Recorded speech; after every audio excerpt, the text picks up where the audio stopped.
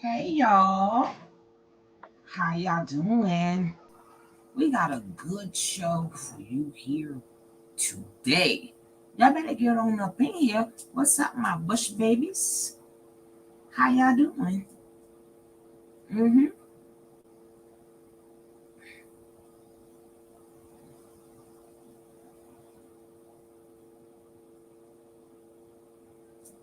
But we got a good show. Yes, we do. Happy, what is it, Saturday? Happy Saturday to y'all. And whoever's watching the replay, you know you can skip past this little time and get straight to the show. But we may have to put on another show, another song, so my people get up in here. Right? All right.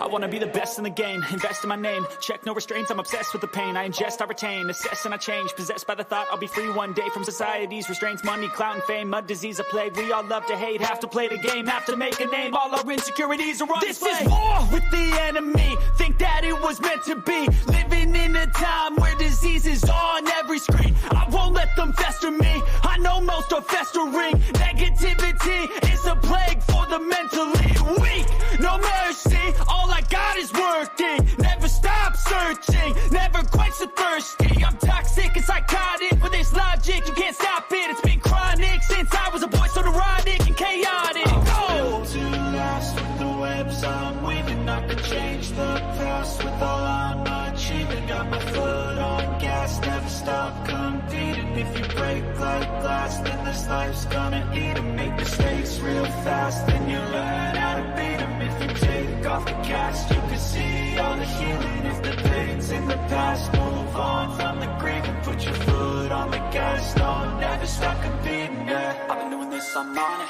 I just wanna be iconic, sipping on a gin and tonic, got me going off when I'm on this topic, yeah, if I ever play I want it, you know that I'm always honest, stay away from those who are toxic, keep them out your face, no way, you don't want it, yeah. Don't try to drain my energy, the enemy is everything, it's mentally, unhealthily, spreading like a rare disease, but I won't let it get to me, I don't need your therapy, I can leave a legacy of leading by intensity, come on, we can fight this, freedom is priceless, spread just like a virus, living in a crisis, do you feel courageous, do you seek greatness, trust me you can take it, go on and take your aim, yeah. Built to last with the webs I'm weaving, I could change the past with all I'm achieving, got my foot on gas, never stop competing, if you break like glass, then this life's gonna eat 'em, make mistakes real fast, then you learn how to beat 'em, if you take off the gas, you can see all the healing, if the pain's in the past, move on from the grave and put your foot on the gas, no, never stop competing, yeah.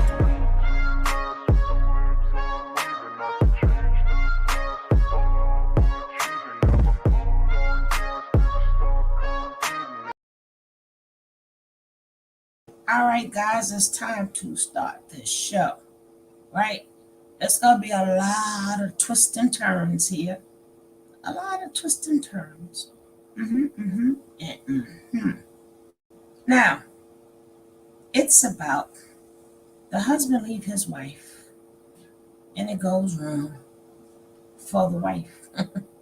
It goes wrong. It goes wrong. Right? Yeah, he just loved her. He sure did. Right? And the video credit goes out to Benji AdSense. Benji AdSense. If you don't have one, go and check them out. Let's go. That she wanted me to do this from the beginning, but that's not my character. I'm not a back and forth person. Do you think that At this moment, she's talking about Tasha K. Tasha K wanted to go back and forth with you on the internet for views?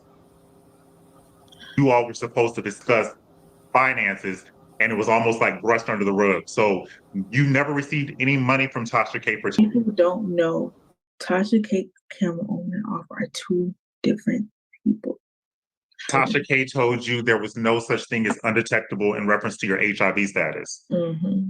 And then when the cameras come on, she a whole nother Tasha K. Wow. Your dad had never messed with your ex-husband until you told him about how good the sex was. Do you think that your dad started messing with your ex-husband before the wedding? Do you feel like your father set you up to catch HIV? So not only did your father sleep with your ex-husband who gave you HIV, your father was trying to hit on your new husband, your current husband.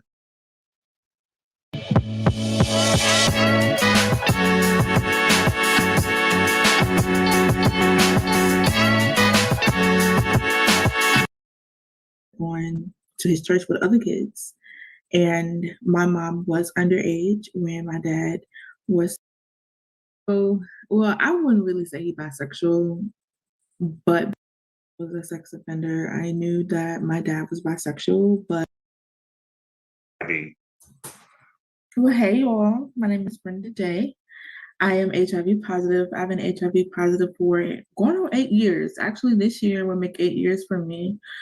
One thing about it, I always say nothing is off limits. I'm letting you know now. When it comes to interviews, nothing is off limits to me. I don't give a damn. You know, it's my truth, and I'm gonna tell my truth. I don't care who get upset. I'm not depressed anymore.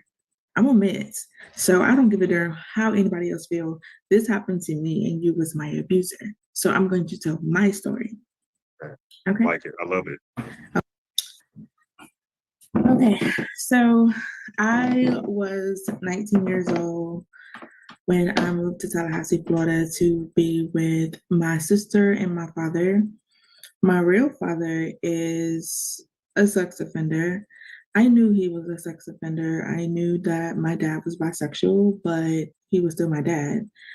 Prior to me moving to Tallahassee, me and my dad had a relationship to where, man, my dad was one of the girls. So we used to have like a really, really good relationship. When we said your dad was one of the girls?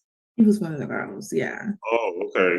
So, well, I wouldn't really say he bisexual, but because he do marry women, because he's a pastor, I get it. When did your parents split up and where did you live growing up? Because you said you weren't with your dad. Okay. So, I'm from Jacksonville, Florida. I'm born and raised. My real father is, so is my mom. My real father was a pastor here when my mom met him. My mom was a church girl and she started going to his church with other kids. And my mom was underage when my dad was laying with her. See that? His wife knew. He married his brother's baby mama. My. So my mom was like 15, 16 years old. How old was your dad? My dad probably was in his 30s. Because my dad is old enough to be my grandfather, honestly.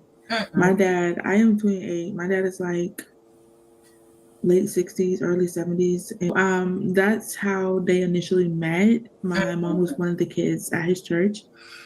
And my dad wasn't in my life because my dad ended up going to prison for molesting boys and girls. You see that?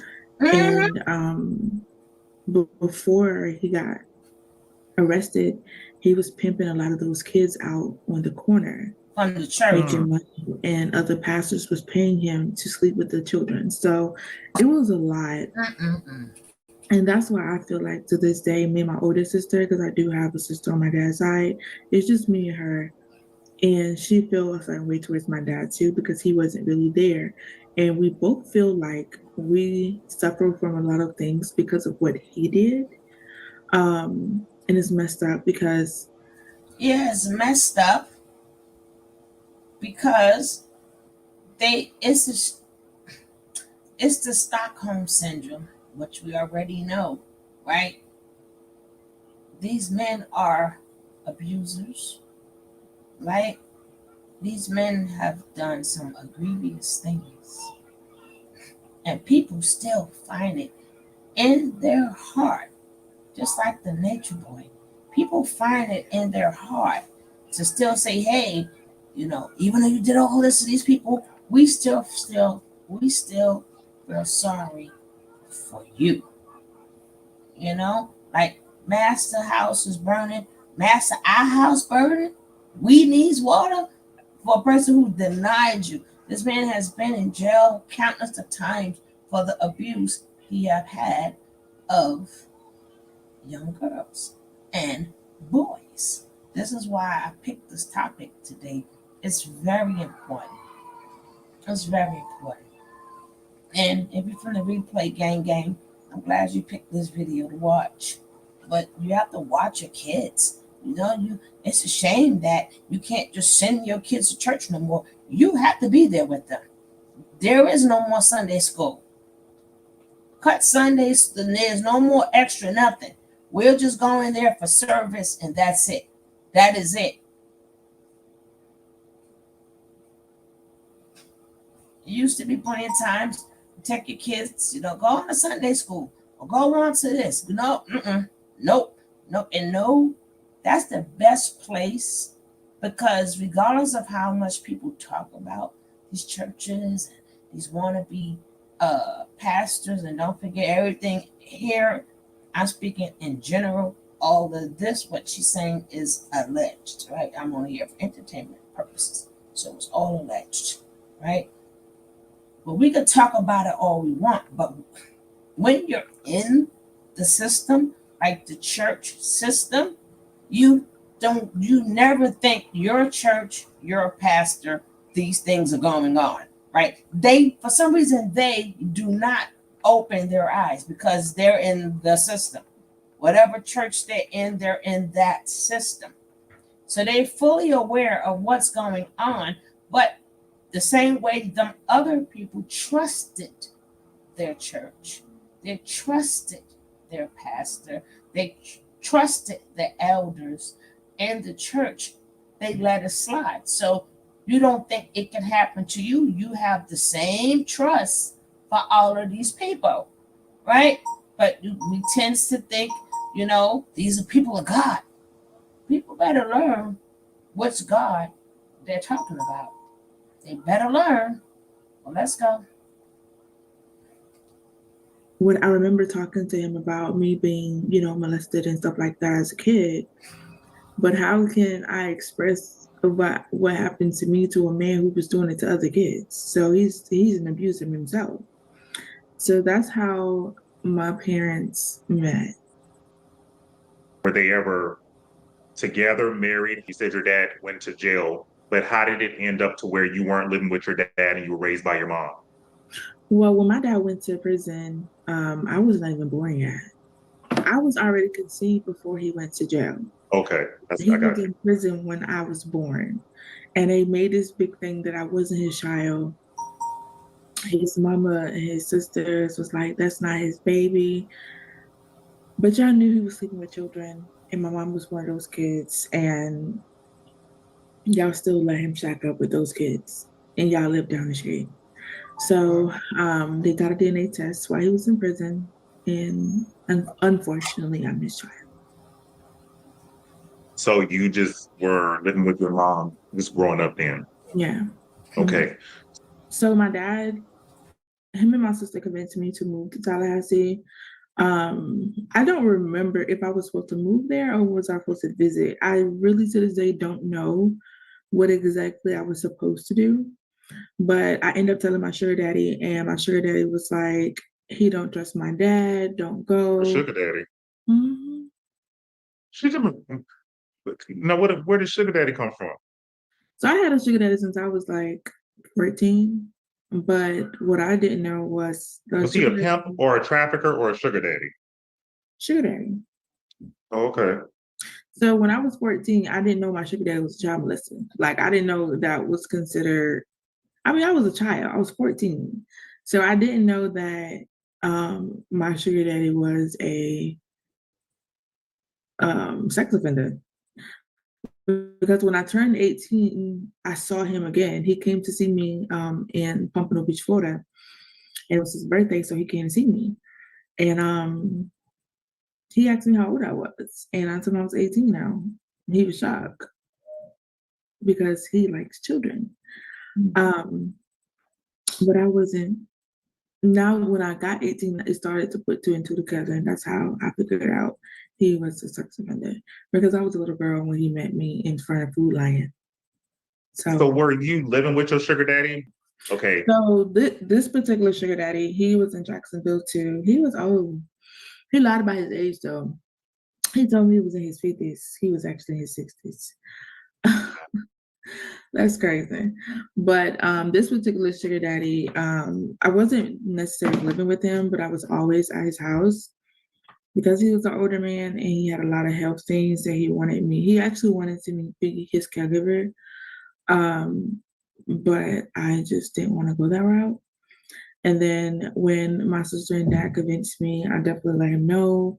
I'm thinking about leaving for school. So yeah, I was supposed to move there. I was thinking about going to school in Tallahassee, blah, blah, blah. He was like, he'll put me to school here. Don't leave him. And I felt bad because he had just got diagnosed with cancer. Were you sleeping with this man?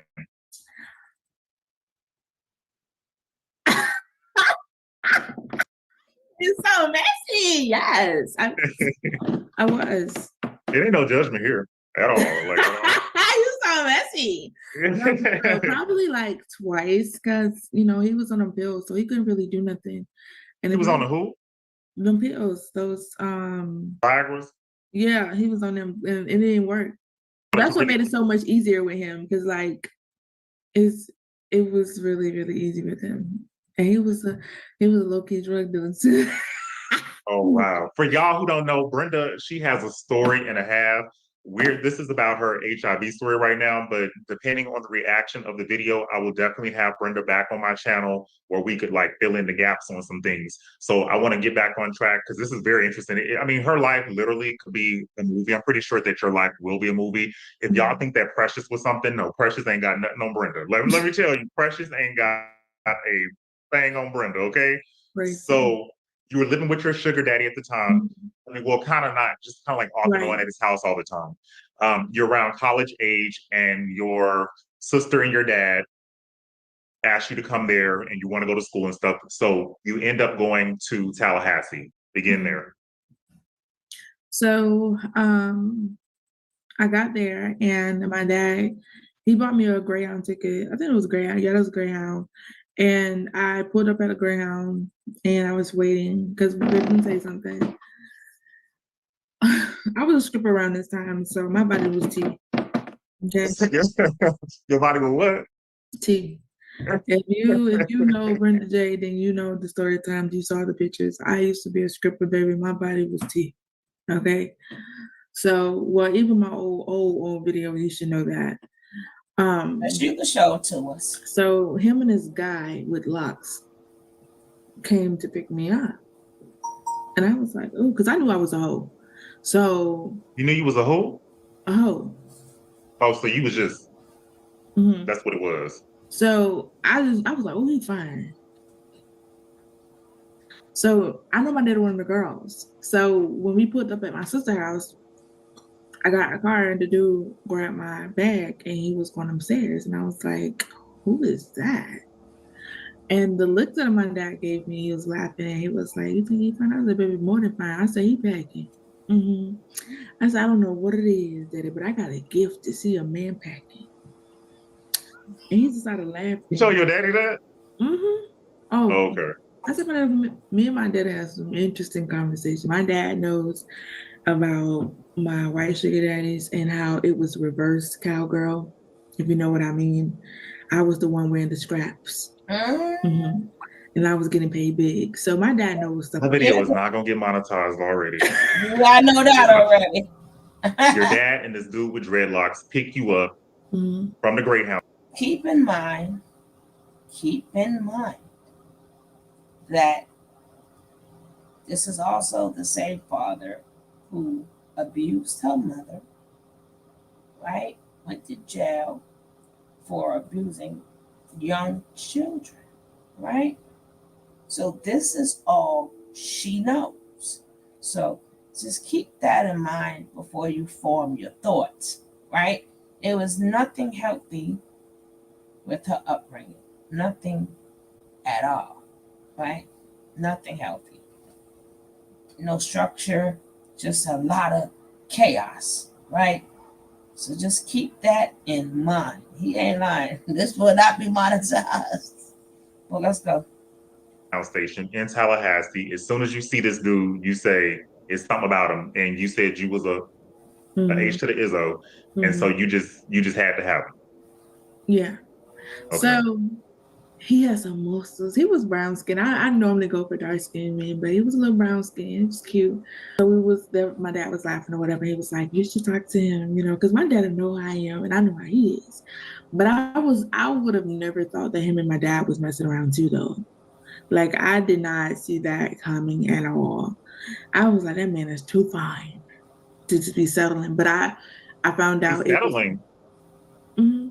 What your daddy look like? You don't want to know, baby. I'll Oh, send you. okay. I'll send you. I invite you a picture. So my dad was like, "You should talk to him. You should talk to him." And I was like, "I don't know. I don't really know him like that. You know what I'm saying? Like I'm not here for that." He was like, "Girl, you lying." He was like, "You my daughter, so I know you want him." I should have peeped when he said that, but I didn't. But he was like, "Yeah, he's married, but him and his wife not together." I was like, "Oh, I don't do married men." But that was him trying to throw Derek so that I wouldn't talk to him because he was messing with him. I know now, but yeah. So we went in the house, saw my sister for the first time since I was a little girl. How much older is So your sister than you? there is a huge big gap. Actually she's like 36, 7. I was 37, I'm 28. So it's definitely a big jump between us. Um, she 10 years. didn't really know about me until like her teenage years. That's when she found out about me. Um, and I remember seeing her faintly because I was a kid. But anyways, we kumbaya, all of that. Next day, um, I got to know more about my dad. We talked, and I want to How long say, had it been since you saw your dad? I think the last time I saw my dad, I was maybe 12. And then at this age right now that you're talking about, how old were you? I was 19. So like 7 years you hadn't seen him. Yes, I think it was 12.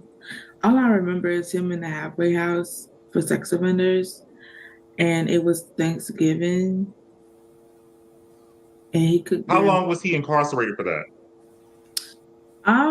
Pretty much majority of my life, honestly, because when he did get out, he had to go right back in because either he failed to register or like um before I seen him to Tallahassee, he actually went back because he had a bunch of kids in his church. And it was a lot of parents found out he was a sex offender. It got the police involved, the news got involved. It was a lot. As they And I should. found out As they through should. Facebook, somebody posted, and I was like, that is my dad.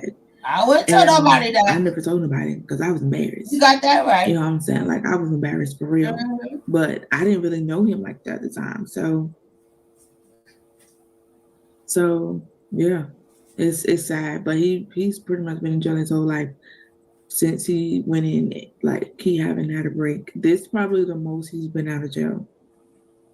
So Did you have any like apprehension about going to live with him, knowing about his past? Was there any part of you that was just like, who am I going to live with? talking about when I was in Tallahassee or as a kid. No, I'm talking about when you, around the time that you were like 19 or how old you are and you moved to Tallahassee. I wasn't going to live with him. I was going to live with my sister. My Oh, dad okay. is there. Before my dad got involved, it was me and my sister talking, saying that, I want to, go ahead and move her, but I was hesitant about it. I had to talk to my sugar daddy because he the one that was taking care of me, making sure I was good, and I was taking care of him. You know what I'm saying? So What was your mom at this time? my mom, I was living with my mom at the time. So you were living with your mom, but you just had this sugar daddy who was still just giving you stuff and kind of like taking care of you. My stepdad, my mama, they all know about my sugar daddy. My sugar daddy name is the same name as my stepdad, middle name. So okay. they trust me, they joke. One thing about my family, I never had nothing. They knew I was a hoe. They knew I was a stripper. They knew I had sugar daddies after sugar daddies. They knew I was into girls. My family, I didn't have nothing. Yeah, your father, James. They knew about the orgies. I told them, one thing about me. I ain't know about all that, and I've been following you for a few years. I ain't know about all that now. That's because I have, I only do story time on TikTok late at night. But one thing about me, I'm the type of person, before anybody else can tell my story, I'm going to tell my story. And that's because the reason why I'm like this, because of trauma. You were supposed to move to Tallahassee to be with your sister, but your dad just so happened to be at her house. So he didn't live there. He was living in a sex offender camp where a bunch of sex offenders are registered to that camp. I almost said the name, but Good Samaritan, they used to have like a sex offender thing where people live there and they work to live there or whatever. But my sister had her own apartment with my niece. So my dad wasn't living there. My dad and my sister really didn't get along. And my dad used me to try to bring jealousy between me and my sister. It worked, apparently, unfortunately. He's a narcissist. But that's a whole nother story. And it took me a long time to come around my sister again. But I understood the circumstances. My dad is very petty. He is one of the girls, so he know how to do manipulation real good. Yeah, I already knew how my dad was, but it's just crazy how he came between me and my sister. But anyways, I was staying with my sister and my niece. I was never staying with my father. My father didn't have his own place at the time. He was working and living at a sex offender camp. He was one of the big bosses, so he kind of got his own area versus everyone else had to have bunk beds in the same area. Okay, so you're living with your sister. Your dad and this guy pick you up from the Greyhound station. What happens? How do you contract HIV? So I want to say it's a few months later. Everything was going good with my sister, and me and her got really, really close. And then my niece and I got really, really close. We actually got a date tomorrow. My dad is starting to act a little weird, but I know he's sometiming because that's just him. He's just very sometiming. But he ended up taking us to this Goodwill. It's not Goodwill, but it was like a thrift store. And what I didn't know was nothing but sex offenders worked at that thrift store. Oh. And not one parent, not one person knew that there was nothing but sex offenders working there. What? And when they did find out, I mean, when I tell y'all, it was all over the news.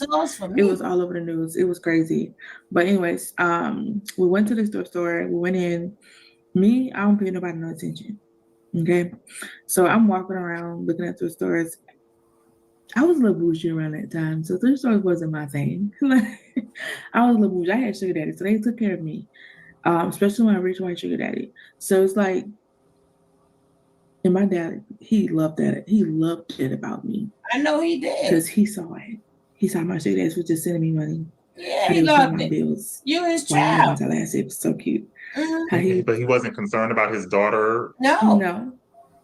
He's one of the girls. My dad never been actually. Him being one of the girls don't have nothing to do with him protecting his daughter. That his sexuality has absolutely nothing to do with the way that he's supposed to conduct himself as a father. And the reason I interjected and said that is because I don't want people to because there's Yes, let me interject also. We have a habit of protecting abusers, right? He did not care about her as a child. He didn't care about her as a human being. She was a source of narcissistic supply, right? And in his mind, I created another me, right? She does have my genes in her. Woo-wee. She just like me. So that takes away some of his guilt and some in his mind, some of that guilt and some of his shame, because he's figuring, well, she's just like me. But because he know his genes run in her, right? And she's doing a lot of things that he does. So that sort of kind of makes him feel like I'm not so bad, right?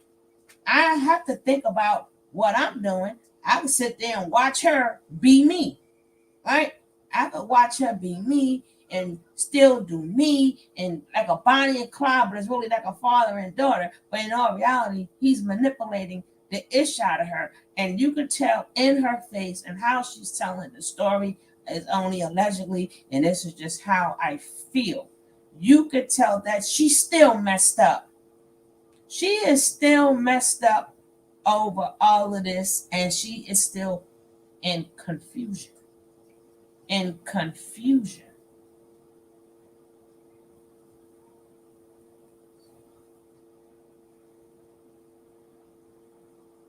And I mean, I'm quite sure she got her life together. We will hear that. Remember, I only seen some of this. I have not seen all of this. I think Benji is doing a great job, right? Doing a great job. Because he had to interject right. He said something right before I pressed that mute button to interject, right? One of the girls, and no, your father is what he is. When she speak upon the actions of her father, it's like, well, then he did this and he did that, and he was in jail, and it was a lot of kids. She doesn't really still feel the pain. Like if you're telling a story, she doesn't make him sound like the horrible man that he is. Not saying that she's supposed to like dramatize or nothing, but it's like it hasn't clicked to her. It's really not clicking because she picked up his patterns. So she see both of them are sort of kind of doing the same thing. So that's how they developed a relationship. And you do you, uh-huh. And what was you doing last night? Yo, pops, I had this wild girl. That's right. You just like your dad. And dad, what was you doing? And I had this one over here. Kiki. So that's the bond that they have. Right? That's a terrible, terrible bond to have. And I'm so glad he interjected right then and there because a lot of people don't realize it. A lot of people think that sugar daddies are good, not when you're underage. See, y'all got to teach our children the value of not having money. Not the value of money, but the value of not having money. Sometimes it's okay until you work for it yourself, right? Until you work for it yourself, teach them the value of not having any money. You don't need none of that. At a young age, teach them different things, right? Teach them different things. Don't teach them about looking good. I know that's probably how their friends look or whatever, but if you can do other things with your kids and you be the provider, you provide them with what they need, and then what sugar daddies, they're still underage. So yeah, they love these young girls. So of course I'm gonna buy you a little bit of this and buy you a little bit of that, and you give me what I want. So it's an exchange going on here. All of them should be in jail too. But let's go. Let's carry on.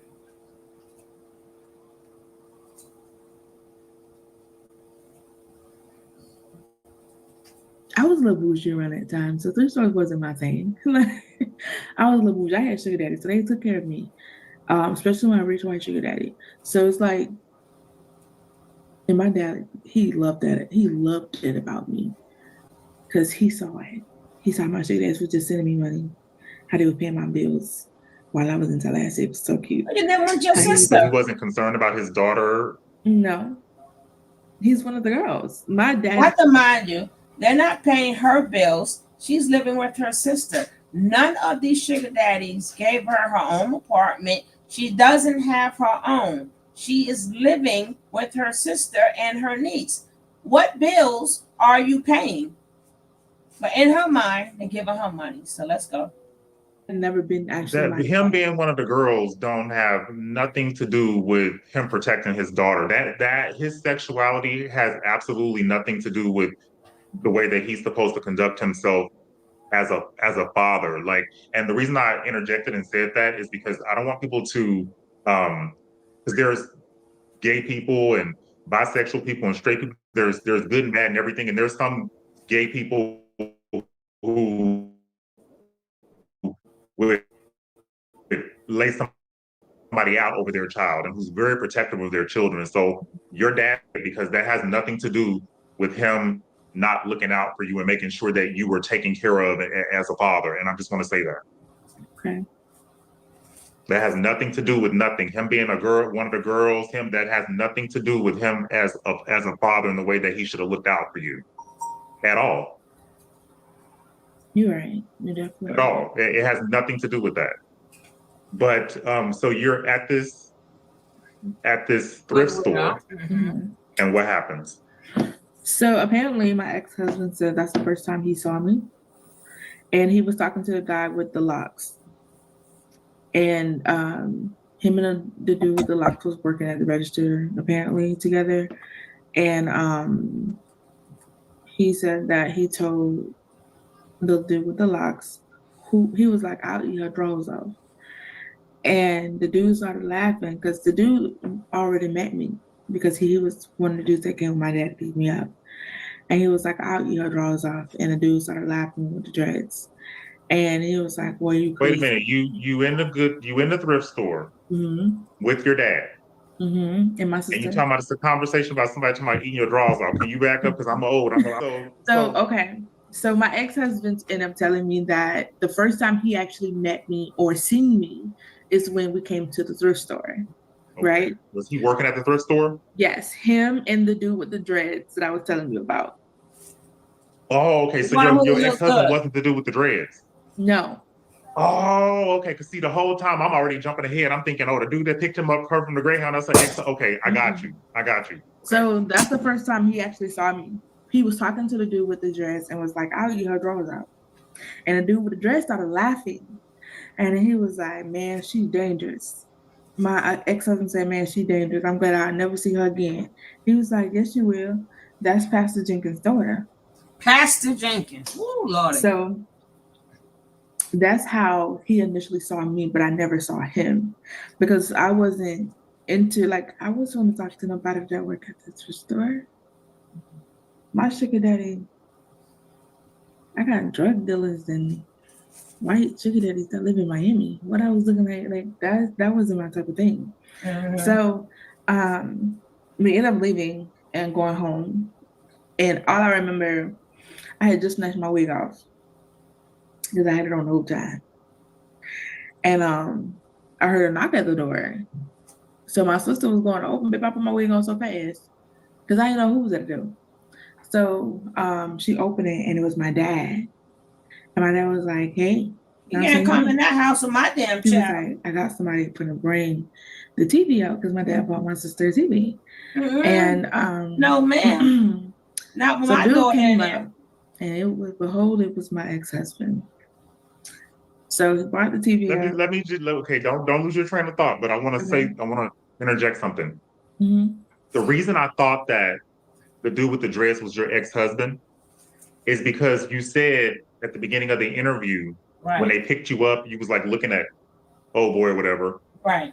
But you said your dad was kind of like hating a little bit because he was messing with him too. So your dad was messing with him and messing with the ex-husband? Wow. That's crazy.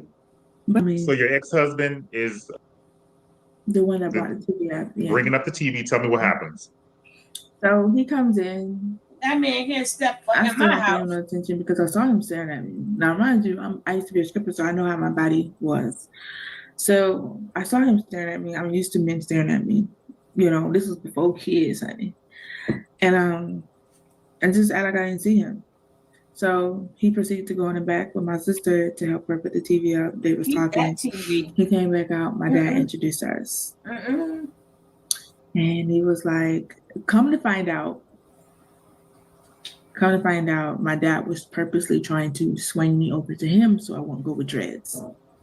So y'all, I want y'all to have that context in your head. Mm-hmm. So my dad introduced us. I was like, But your hi. dad did not want you to get with the dude that went with him to pick you up from the Greyhound. So he Right. was trying to like push you off on this other guy, which is Mm-hmm. now your ex-husband. Mm-hmm. Mhm. I feel like it was a conversation that was had about me between my dad, my ex-husband, and the dreads.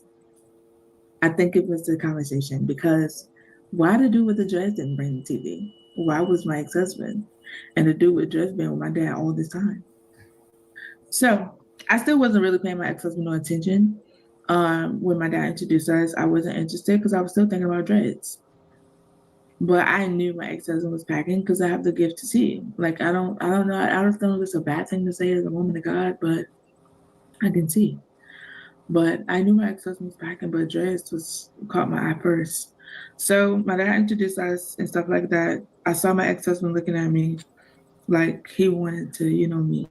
So I purposely laughed it off and said that he was staring at my sister.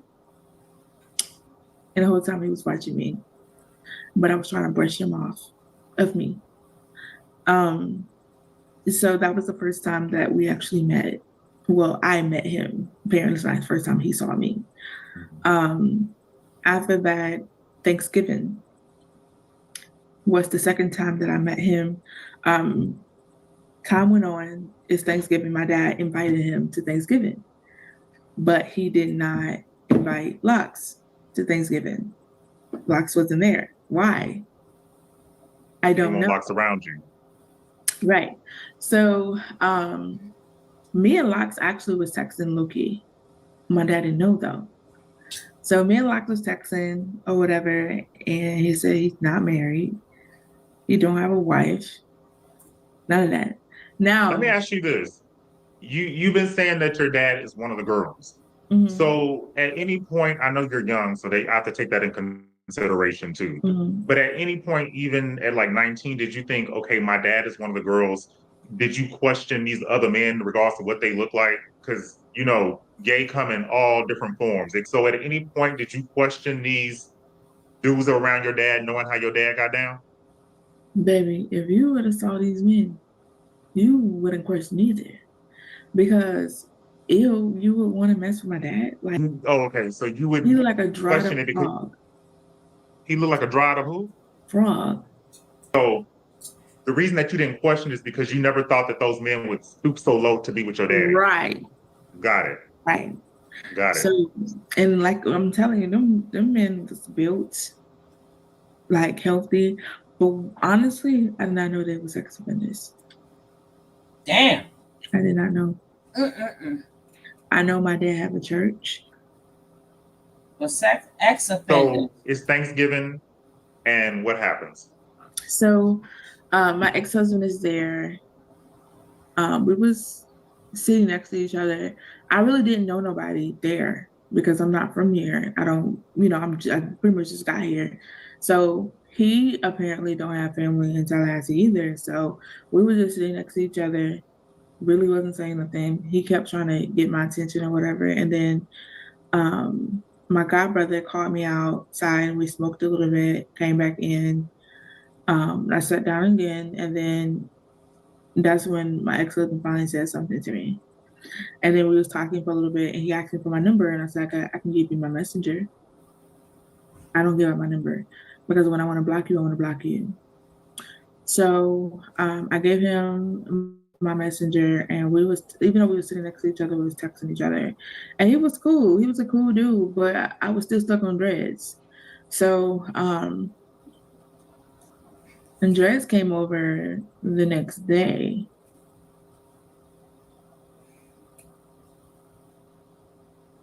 Yeah, what you pausing for? Girl, you off the chain. I mean, I already can about imagine what happened.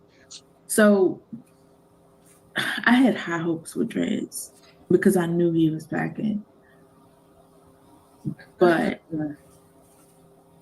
this is when everything turned completely for the worse. Dreads is an R word, not just an S-O. Oh. So me and Dreads was about to, and it was so big. And I was like, I got to know what that felt like.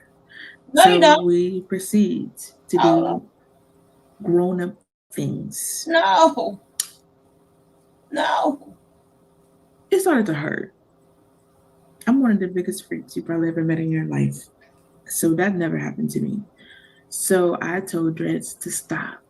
No. The more I begged to stop, it seemed like the more he got turned on. What? I think that changed my entire perspective on life in Tallahassee first.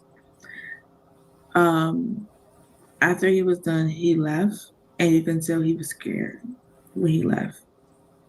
I barred up, confused, and then my sister asked me what happened, and don't lie to her. And I told her what happened, and she called my dad. Call him? And then Called him for what? I don't know how, but I can tell it was a lot of evil stuff going on because I don't know how my ex-husband got involved at this point. My ex-husband found out what happened to me, and he fought him so bad. He beat the man so bad. And he just kept saying, sorry, I'm sorry, I'm sorry. Because he thought that my dad was going to call the police to lock him up. But that wasn't his intentions. His intentions was to control him by knowing what he did to his daughter and using it against him for his God. father. The way he was blackmailing the man to sleep with him so he wouldn't put him in jail for what he did to you. My God. I didn't know. I didn't comprehend that. I'm 19, so I didn't comprehend a lot of stuff that was going on. But thinking about this now, I still don't understand how my ex-husband found out about it, how he got involved. But I feel like it was some evil underlying stuff happening. My dad told him what happened. He slept with your girl. He did this to your girl, even though that wasn't my man. Your daddy set you up. So I'm listening. I'm on the phone listening to him fighting the dude, beating him bad. And you can hear the man's trying to break him up or whatever. And that's why I feel like the manipulation came in at, because I felt safe that you don't know me, but you will go measures to protect me. That's what the manipulation came in at. That I got. At 19, you not really grown up with your father and stuff, and then you having someone, because how old was your ex-husband? He was 35 at the time. And you were 19. So it's almost like a father figure and a romantic partner and a protector wrapped in one. And so that's, I can see how you would be attracted to that. I can see it. And it's crazy because you pointed it out, because that's why I had sugar daddies.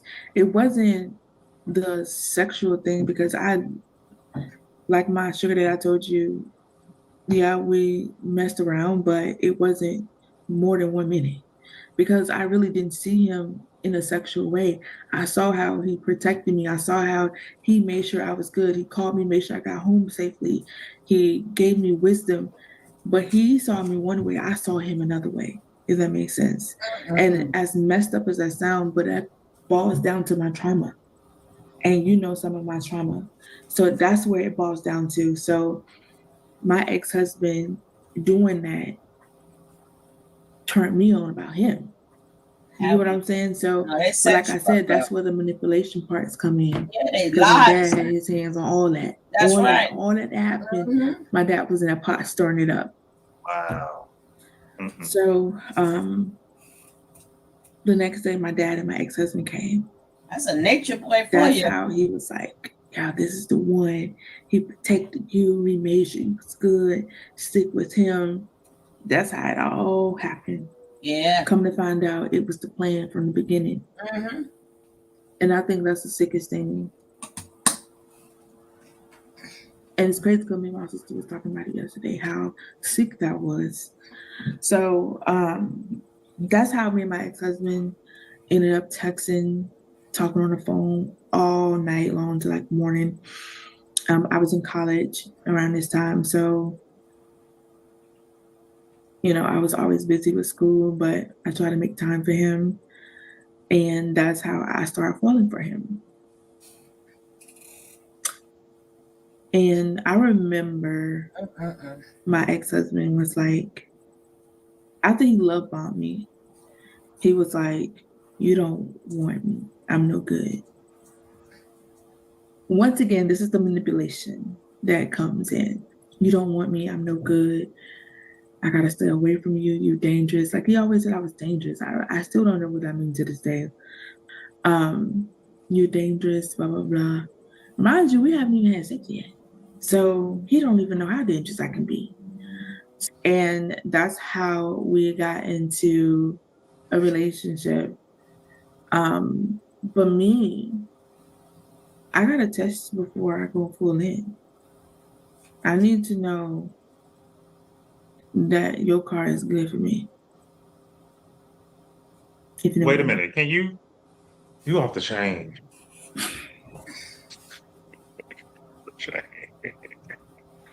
I gotta tell the truth. You off the chain. So you have to test drive the thing. Mm-hmm. Okay. I knew he was packing. Mm-hmm. I don't want Brenda, because something's just not necessary, because we're here to talk about how Brenda contracted HIV. And once again, if you want to hear Brenda's backstory, then I'll have Brenda back on the channel so that she can talk about that. But there's a reason why Brenda is like hypersexual and all of this stuff. There's a reason for it, you all. So Yeah, don't, we sit there and understand. like, wow, I can't believe she's Sanderson judging No, her. we get it. There's a reason why Brenda does what she does, all that. We And to get know it. what you said so they can understand a little bit, my addiction started when I was 8. Yeah, So, I know. yeah. I So know. just in case they didn't know, my addiction started when I was 8 years old. It's not started when I was 18. It was 8 years old. Okay, so Stop it. me and my sister was talking. I was like, I want to test drive it. That's exactly how I looked at her. I need to know before I get in a relationship that it's what I need. So I asked her for a condom and we went in a room and he pulled out that thing. I was like, oh, okay. This is a lot. So I went in straight. I saw him put the condom on because me about safety was my thing. To go back about did we get tested? Yes. I got tested. I went and got tested for HIV, and then he went and got tested, but kind of found out his paperwork was false. They were fraud.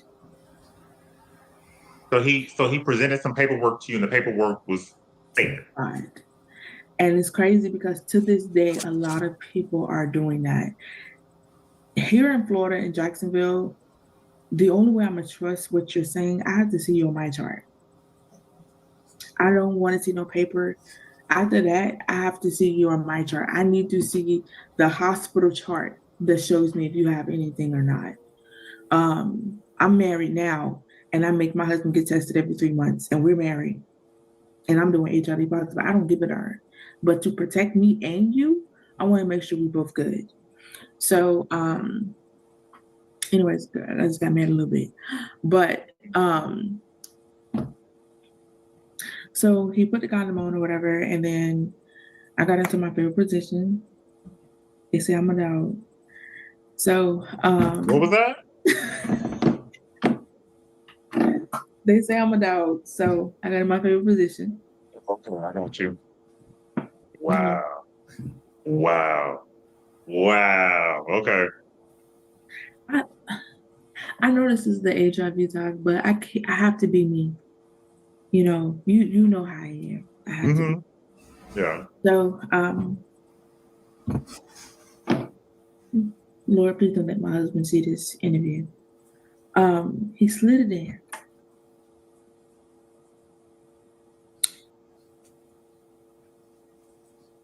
If you don't know what it's like to put marshmallow chocolate on a cracker and it's starting to melt, that was me. Huh? I melted. I've never melted in my life the way I melted that day. Huh?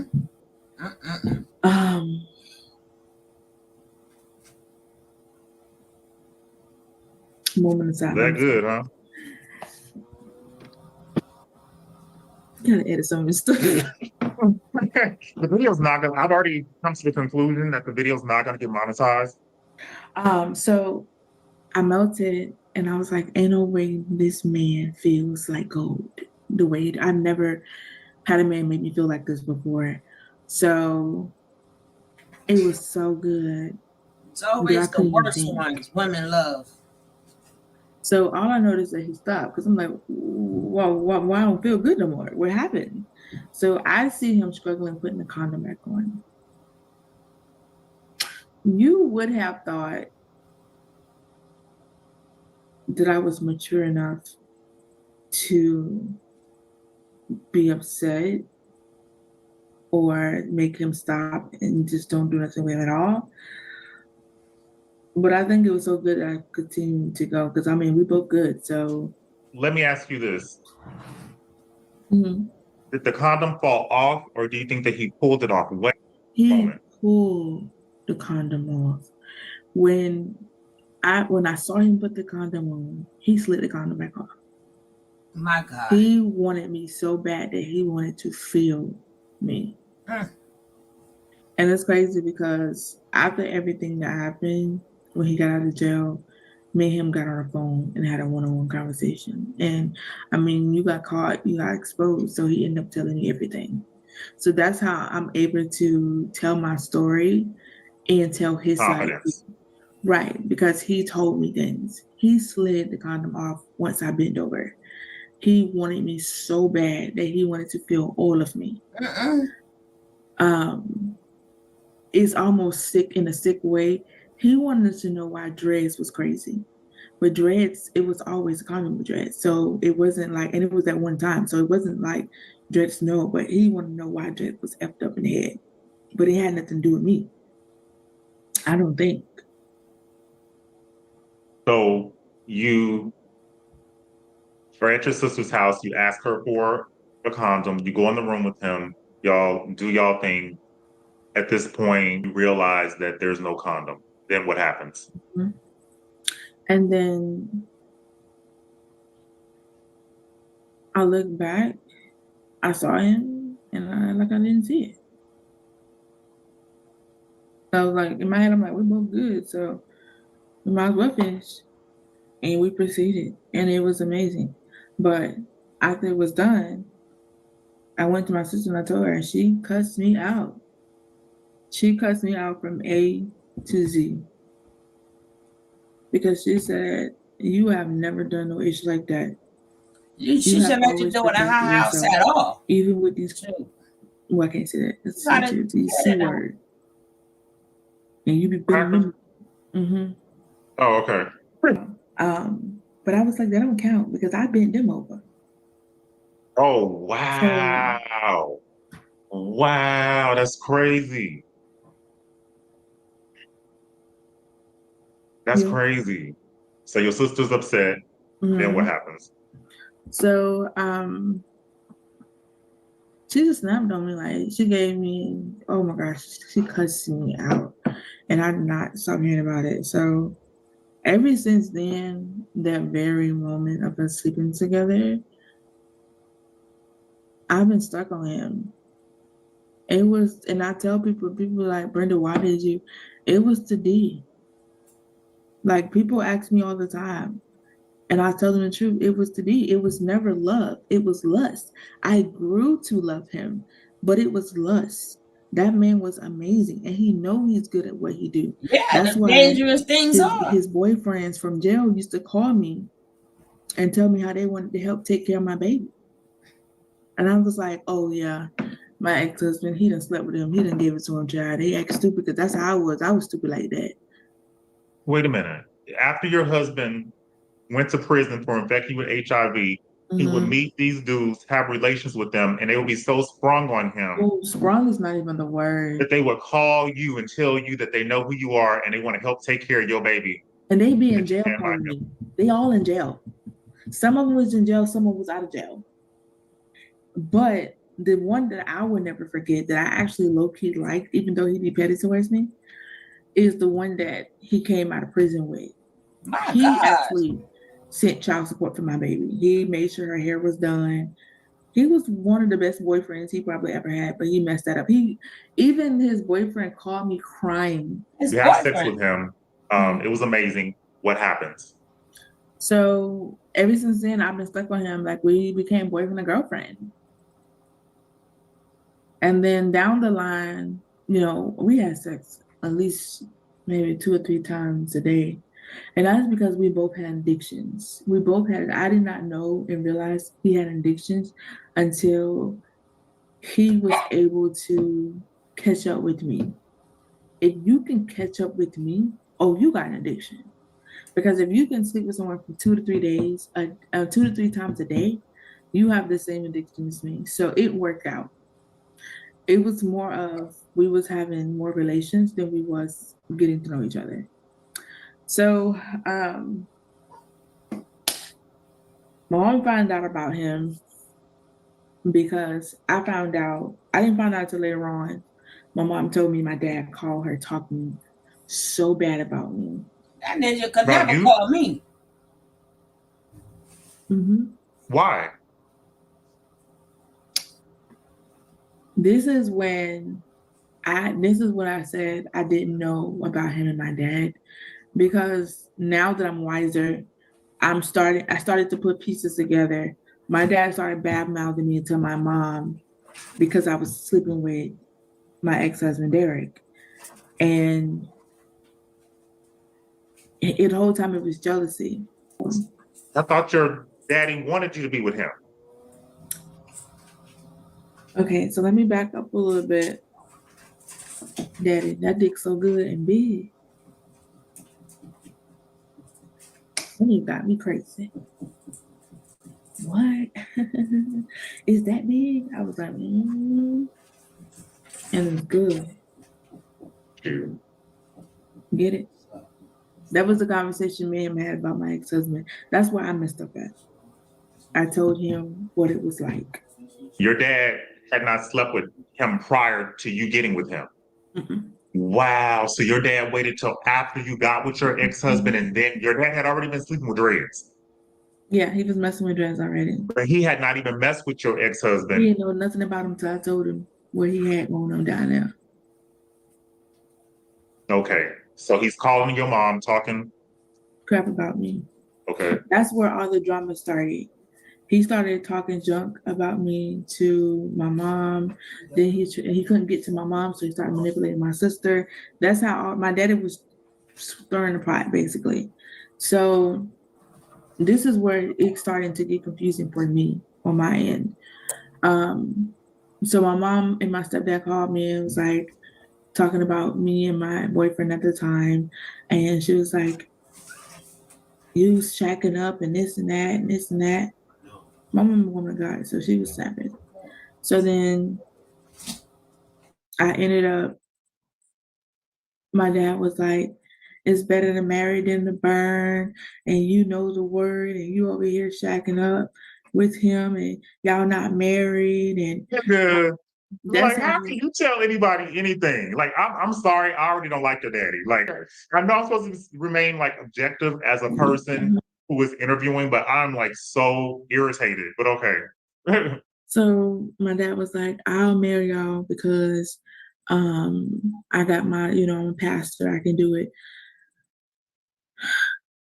I was like, okay. But the woman of God told me, she said, "You thinking about getting married?" I said, "No." She said, "God said, focus on yourself." She gave me warning after warning. I remember she told me that she wanted to see me. And it's Where'd you before meet this lady? church. Her Your name dad's is church? Pastor. No. Her name was Okay. Apostle Lovett. I was going to her church. And she had prophesied to me. She warned me, my sister, that somebody was going to come and break us up. She warned me that God said that there's a man that's going to walk in my house and he means me no good. Who I told you that walked in my house? The ex-husband. Mm-hmm. Yeah. I didn't put two and two together.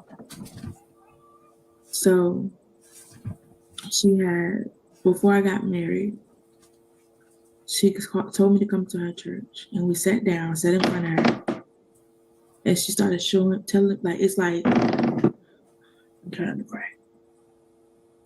It's like this was God's last straw with me.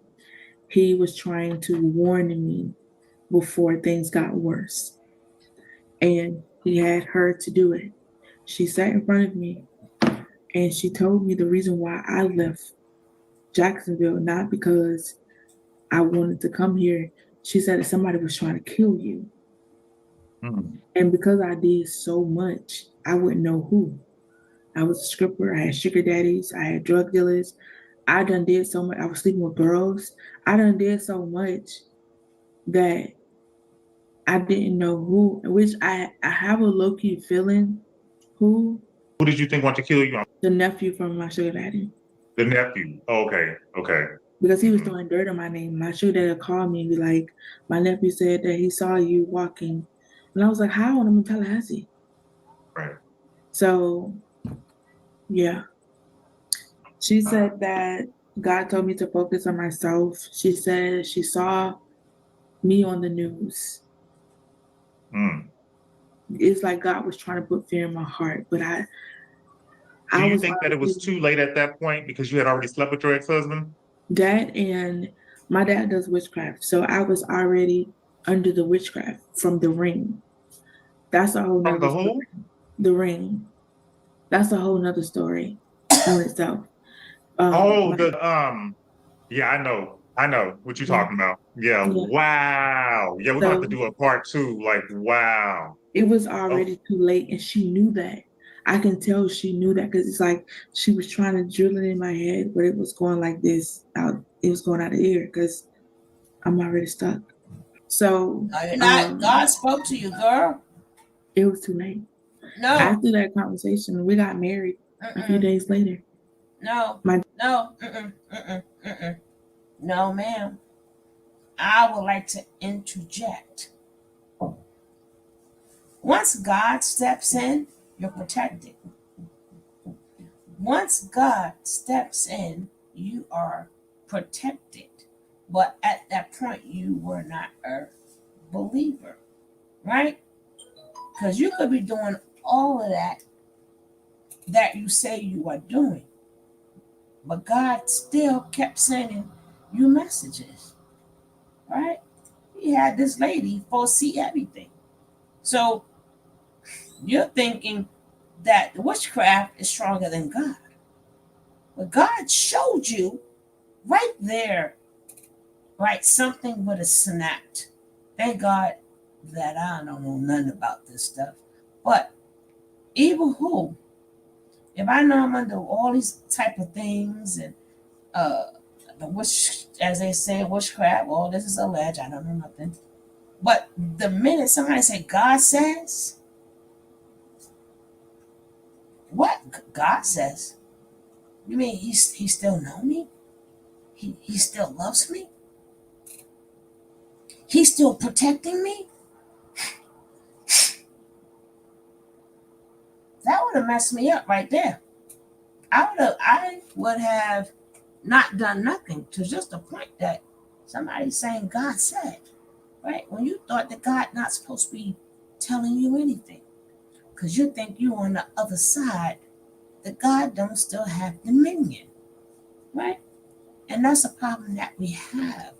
People keep thinking God don't have dominion. They keep thinking that God can't step in. Oh, he stepped in. But your faith was more into the witchcraft. God didn't have to come to you. He came to you for a reason, right? That was, even if she said nothing after that, the point that she said, I see, and God said, you just be like, whoa, hold up. Now I could see if you could say I didn't listen because, I'm still hooked.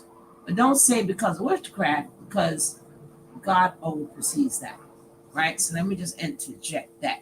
Anytime you're doing something in your life and God send you a message, that means He is still over your life. Okay? All right. Dad,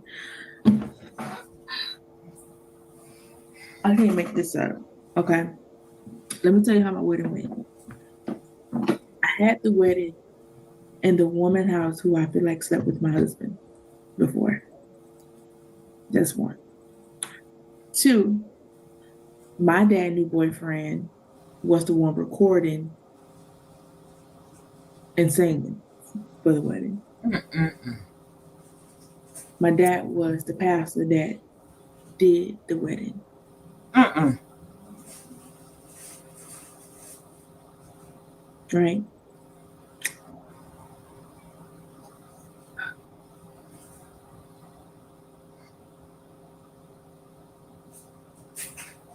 What I didn't know was What? this is around the time my husband and my dad was messing around. Mm-mm-mm. I had no clue. I was clueless.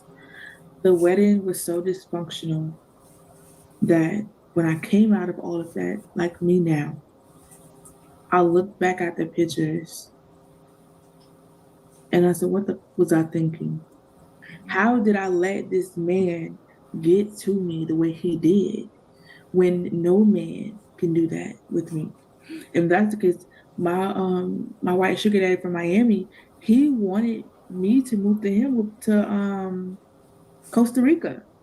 If I was gonna be that weak, I could have went and lived my best life. I would have been one of them girls on TikTok, black girl with a white man, old man to be exact. You get what I'm saying? But I didn't do that because I got my cake and my ice cream. Let me ask you this. So you knew that your dad liked dreads, but you didn't know your dad had never messed with your ex-husband until you It's a told pastor. him about how good the sex was. Mm-hmm. So do you think that your dad started messing with your ex-husband before the wedding? Yeah, Yes, she said that. only Yeah. because it was a situation. We was at my dad's apartment in the sex offender camp, and we ended up sitting on his bed, which that was dumb because I know what I did to do. But we sit on his bed, and we was about to watch a movie. It was me, my ex husband, and his friend. So we was in there watching a movie. We was about to watch a movie. Turn the TV on. It was Man to Man, It was what? Man to Man on TV. We was at my dad's apartment. Your dad apartment. Okay. We was sitting on his bed in his room to watch TV. Mm-hmm. My ex-husband turned the TV on. Mm-hmm. It was Man and Man. Yeah, but it's your dad's apartment. That's Right. what happened What to did it be have to on do the with you TV. sleeping with your dad sleeping with your ex-husband? It was a clue. So It was a clue. I put my head down because I already knew about my dad. But I didn't know they knew about my dad. So I tried to play it off. But my ex-husband casually turned it off. And he knew how to turn it off. And then he put it back in the thing and then put it back where it was, what it's supposed to be at. I didn't put two and two together then. Like, how would I he know? didn't I don't know what I was thinking. But my ex-husband got mad at me for putting my head down. And I was like, what did he mad at me for?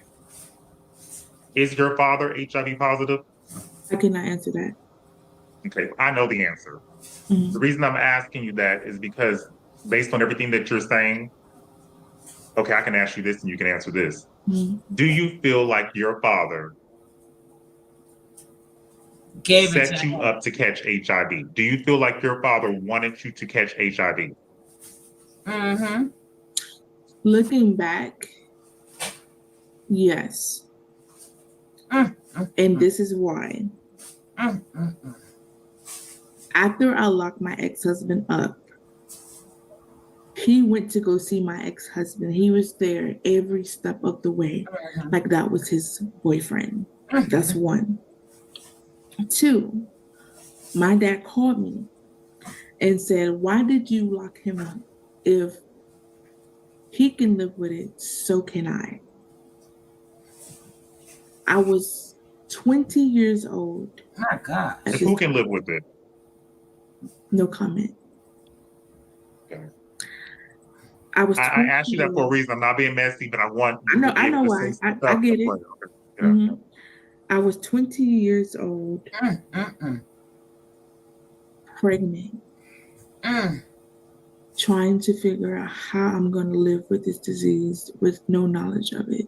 So you are at your dad's, at this offender place with Mhm. your ex-husband, and you turn on the TV and you see two men and men, and you Mhm. kind of put your head down, and your husband or your My boyfriend at the boyfriend at time the time. Mhm. was upset because you put your head down. And not only was he Mhm. upset because you put your head down, but he knew exactly where the tape belonged. Mhm. Exactly. So he Like like he's took the it and put one, it back in its place like he right? was familiar with it. Uh-huh. I got you. That's when I started putting two together. Like once I got out of the situation, Hmm. and I was like, how did I not see all of this happening? Now your dad marries you and you have this Mhm. wedding. And so what happens? After that, we was hanging out with our friends and stuff. And that's when I first encountered the abuse from him. We was hanging out with our friends. We went to the skating rink for after our wedding. Dumb, because we didn't have no money. How we got rings, it was my school check. How we got our apartment, it was my school check. But we're gonna get there. So we went to, so we didn't have a car. They had a car. So we was riding with our friends who had a car. We're married with no car and no house. We was homeless and we got married. Where were y'all staying? We were staying with, first we were staying with my sister and her baby daddy. Her baby daddy tried to sleep with me. And I was like, I don't feel safe no more here because he came out of jail too. But I didn't know him and my ex-husband was sleeping around too when they went so-called fishing. Oh my That's a goodness. whole other story by itself. Oh my goodness. So basically I was surrounded by DLs. Me and my sister was surrounded by nothing but DLs the entire time. I feel like there's no point of hiding anymore. What's the point? If like, what's the point of hiding? And that's who you are. That's who you are. What you hiding for? And I know people gonna talk about me in the comments, but I told my ex-husband, if you would have been honest with me from the beginning, this situation would have been different. I would have known how to protect myself with you having HIV. I would have made sure you took your medicine. I would have told you straight up, if you have eyes for me, I don't need to see your eyes wandering. You know what I'm saying? Like, I'm not gonna put you down because you're bisexual. That's not me. But you wasn't honest with me. You lied to me. You Give you a manipulated choice. me. You know what I'm saying? I said, well, put the icing on the cake is you sleeping with my dad. That's where the line draws. So, anyways, so we had went with his friend, and his friend ended up with his family member house, and we was sitting in the car. I don't know what my ex-husband had going. I don't know if he was on drugs or what around this time when he started doing drugs, but he took the around you our wedding day. He took the belt and put it around my neck. Put basically trying to interfere in my heart to be scared of him. That's when This is the wedding day, mhm, right after the wedding. right after wedding.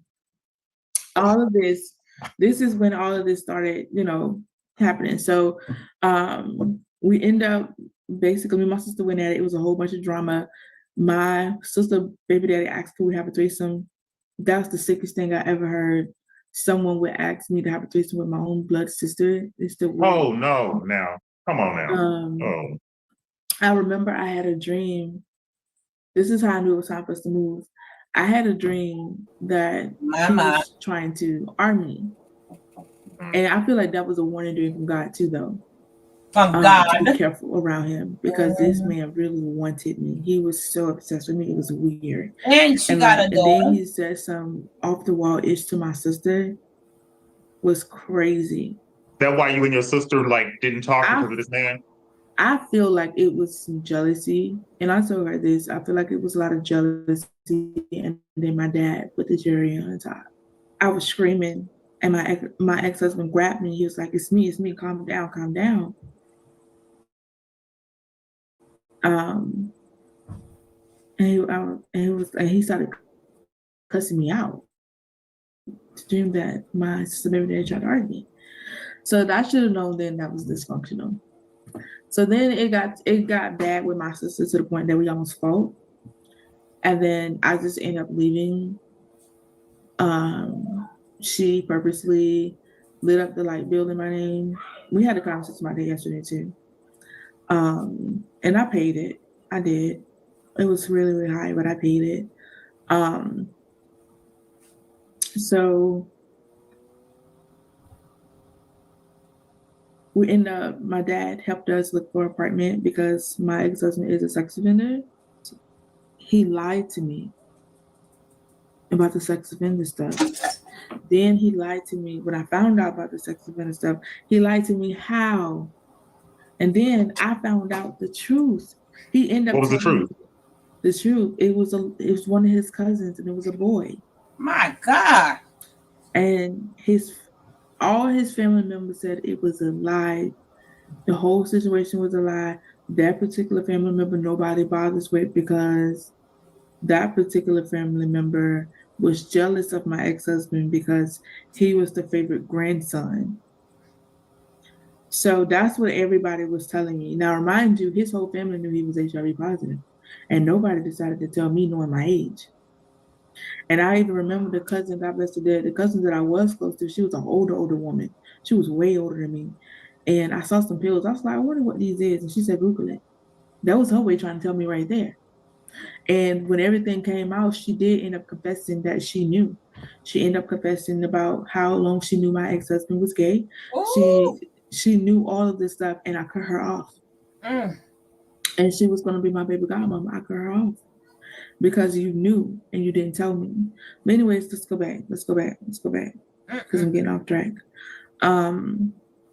We ended up moving into our apartment. It was roach infested. We had a 1-bedroom apartment, $600 a month. We bombed it out, and we just loved that fact that it was ours. It was nobody else. It was ours. He's a bum and a leech. So he was excited that he finally got an apartment, because that's probably his first apartment. And at that age? Yeah. Wow. And you got that with your like grants or your student loans and stuff in school. Yeah. Wow, that's crazy. I helped him get a job. I, bossed his resume up, got razzle-dazzle that resume, got him a really good job, and he was effing his boss too. So, yeah, dang it. Was it a man or a woman? A man. Oh my goodness. So it was a lot. So I'm gonna fast forward a little bit. Fast forward, things gonna go. I'm cooking and cleaning, all that, going to college. Before I got pregnant, there was women showing up at my house. I met them through my husband at the time. What I didn't know, so young and naive, these women were sleeping with my husband. This one lady, she was telling me how good my husband was, and I was blessed to have the man that I have the whole time. She was my man. Forget about that. She was a crackhead too. She do crack at night, for real. Like a lot. Forget about who's screwing them. Look at all these women. This man's, he should be under the jail. I don't even know if he would have made it to the jail. Some people ain't got no business making it to jail, quote unquote. if you know what I mean. They ain't got no business making it there. If you understand what I mean, uh, they ain't got no business making it there. For real. There's no reason, oh, family, oh, please leave the Uncle Chesters alone. They need to be out of the family. A lot of them was when she was a functional crackhead. She went to work. She came. She a crackhead. She getting bent over, sloppy. But in the morning, she regular. She regular. She going to work and all. I ended up pregnant, and that's when everything really, really turned. He got more abusive. Um, I remember I caught him watching something in the bathroom, and I slapped him. Girl, why you do that? And I knew he was gonna beat my A, but I was gonna get him good. Things got worse with us because I was pregnant.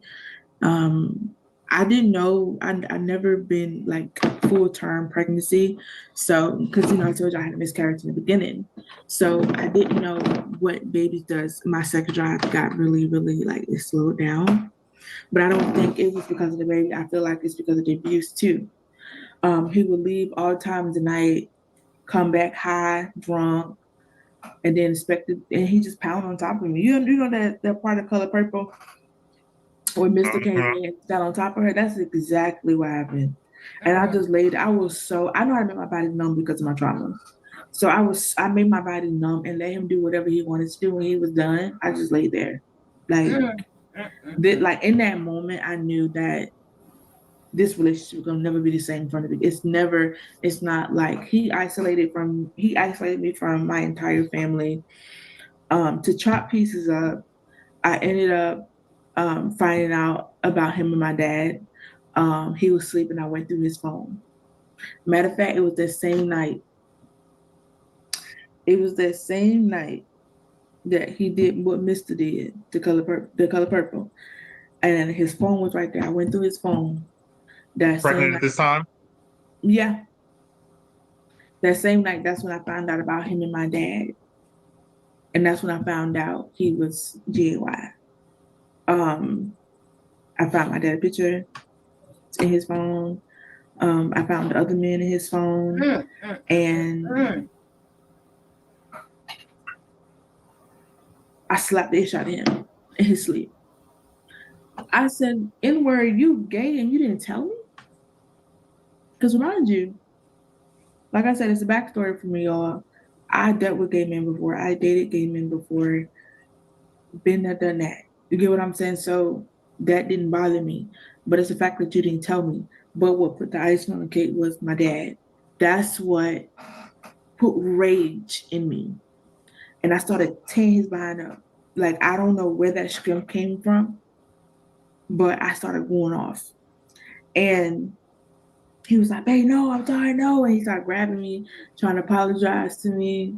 I'm crying. I'm like, what the is going on? Like, I'm already dealing with so much from you. Now I'm dealing with this. So it's just like God started revealing things to me. And I'm just like, I gotta figure out what to do going forward. She's 20, guys. I feel like he knew I was gonna leave 20. Him because he used to lock me in the house. I couldn't leave the house. I remember one time he came to me, he was like, I can't live like this, man. I can't live like this. It was him living his double life in secret. He can't do whatever he want to do because he got a wife and a baby on the way. So he grabbed a knife and pulled it to my stomach. And I knew then I had to leave because if y'all don't know, for the viewers that's watching, I am a survivor of human trafficking. So there was a gun put to my head before. So him putting that knife on me brought back memories. And I knew, right? And it's crazy because you'd have thought Brenda was done when she found out he was gay. Brenda was done when she found out by her father. You would have thought that's when I left. I didn't leave until you put that knife to my stomach and threatened my baby and me. And then you're gonna let the police kill you. That's when I knew. Then what happened after that? So he knew that he got me with fear. He went back to sleep thinking that that was it. And I called the police and Baker at him immediately. And they ended up taking me to the protection house, basically. I forgot the name of it. I always know the name, but I know Breon House by heart. But it was a protection shelter? Yeah, it was a protection kind where you would never know that's what a shelter is for and at. So it was like secret. So it was like a secret safe place. Got you. And it was a bunch of, oh my God, y'all.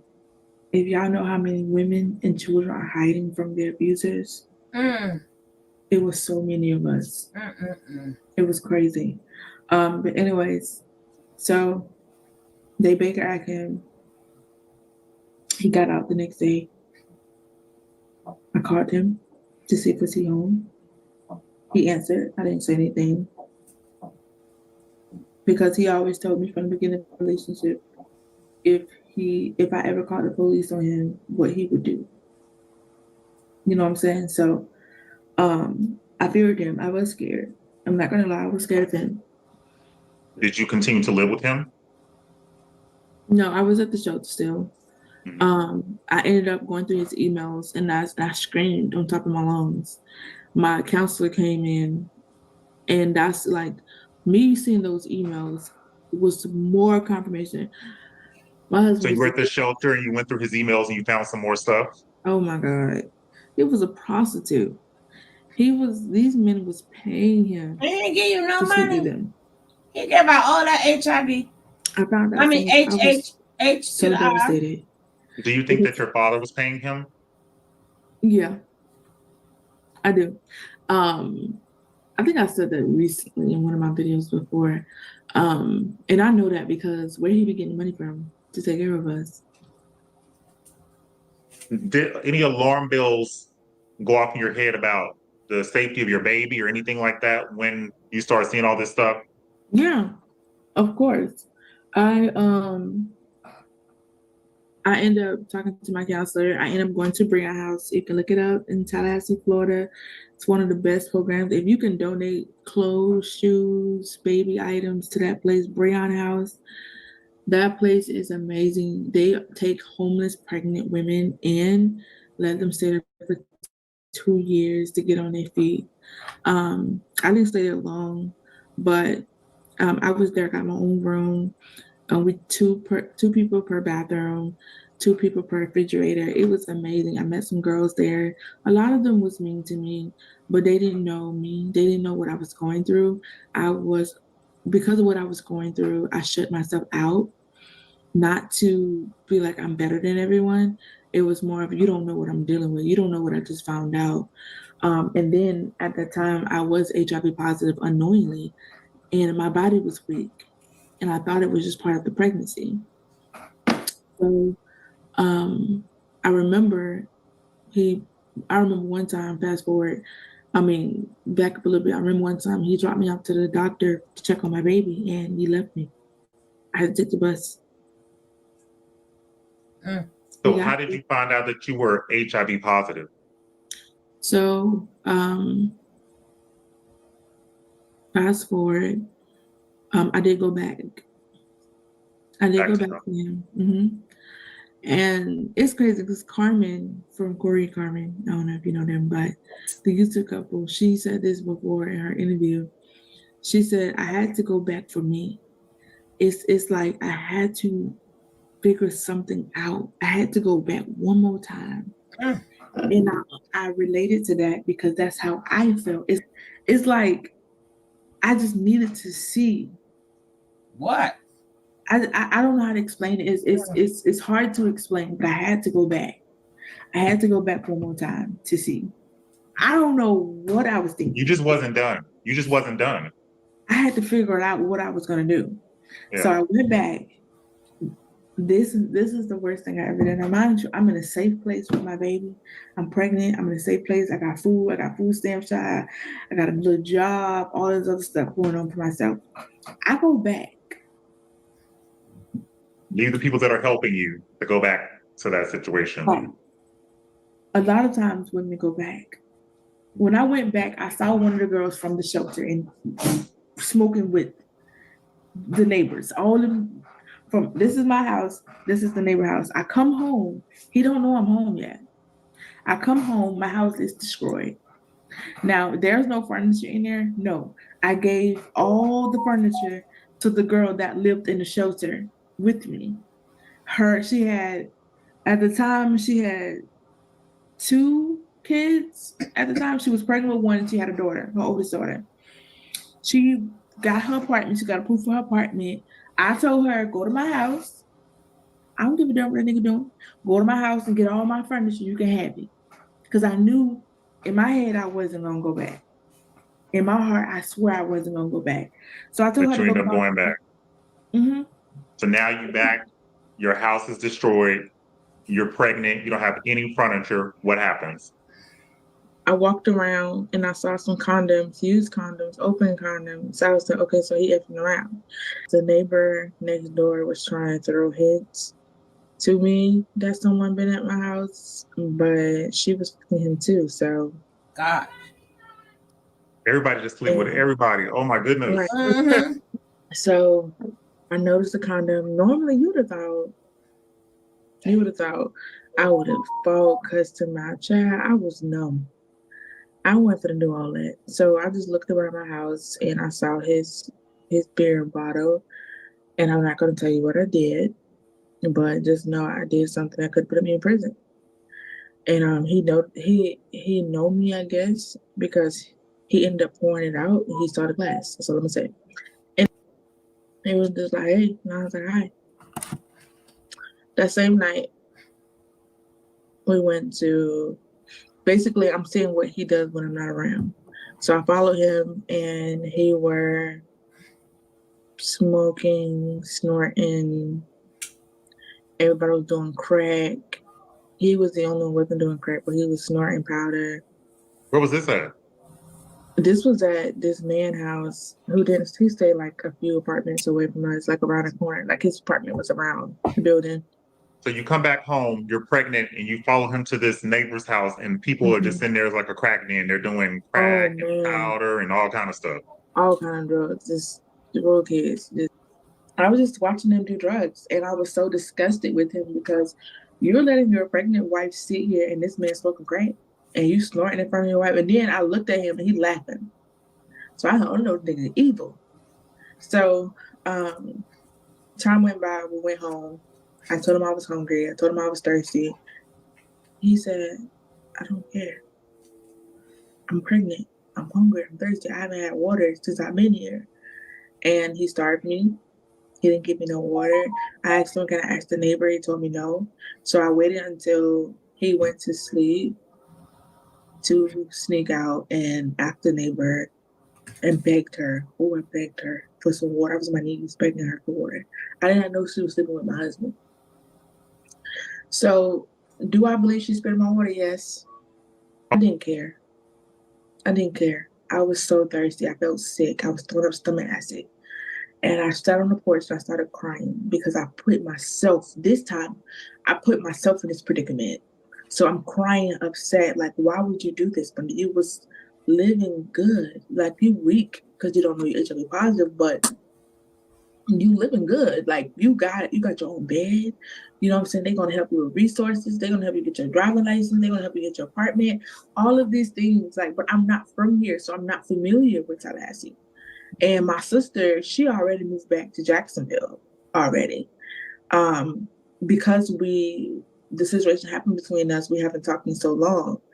And I could not come and just tell her, because we were so close at one block or anything. I could not tell her anything in that moment because our relationship is broken. So I didn't have the courage to tell her that this man is beating and I need to get out of here because she was moving back and she told me to come with her, but I was scared. I ended up I was crying on the porch, and the neighbor's husband, him and his friend, was trying to figure out why I was crying. The men could have snatched me. It was really late at night. It was like 3 o'clock in the morning. The man could have put me in a truck and took me somewhere and raped me and killed me. Like, just looking back, God really covered me the entire time. That's So right. I guess That's right. my ex-husband woke up, realized I wasn't there, and all he heard was men. He opened that door so fast, Benji. This man took my hair, wrapped around his hand, and pulled me back in the house and slammed the door. While you were pregnant. Oh, I was pregnant. Oh, Lord. And I just started crying. He told me to shut up. And then I just sat there and waited till he go back to sleep because he on so much drugs. So I know he gonna keep passing out. So I was like, "Do you love me? Like, do you love me?" He was like, "No, I don't love you." And I was like, "Okay, thank you for telling me that." He was like, "Why would you ask me that dumb question? You know I love you." I was like, "No, baby, you said what you said." So I was like, "You know what? I'm gonna leave him alone. I'm not gonna leave. I'm gonna just get through this night." I just sat there and waited till he passed back out. I went through his phone and I saw stuff all the way back from years ago. Years ago. I mean, it's from a dude telling him what apartment number he in, come upstairs. I was just finding all kind of stuff in his phone. And I just started crying a little bit so he wouldn't hear me. And then I texted my sister and I was like, I need your help. I think that's when I had the courage to tell my sister that I needed to get away from him. And I told her, if I don't leave, he'll kill me. And the next morning, he got up and like nothing happened. Like nothing he did last night happened. It's like he don't even know who he are at night when he on drugs. And so he took me to the bus stop, and I looked in his eyes when the bus. I waited until the bus pulled up. I looked in his eyes and I said, "Goodbye, Derek."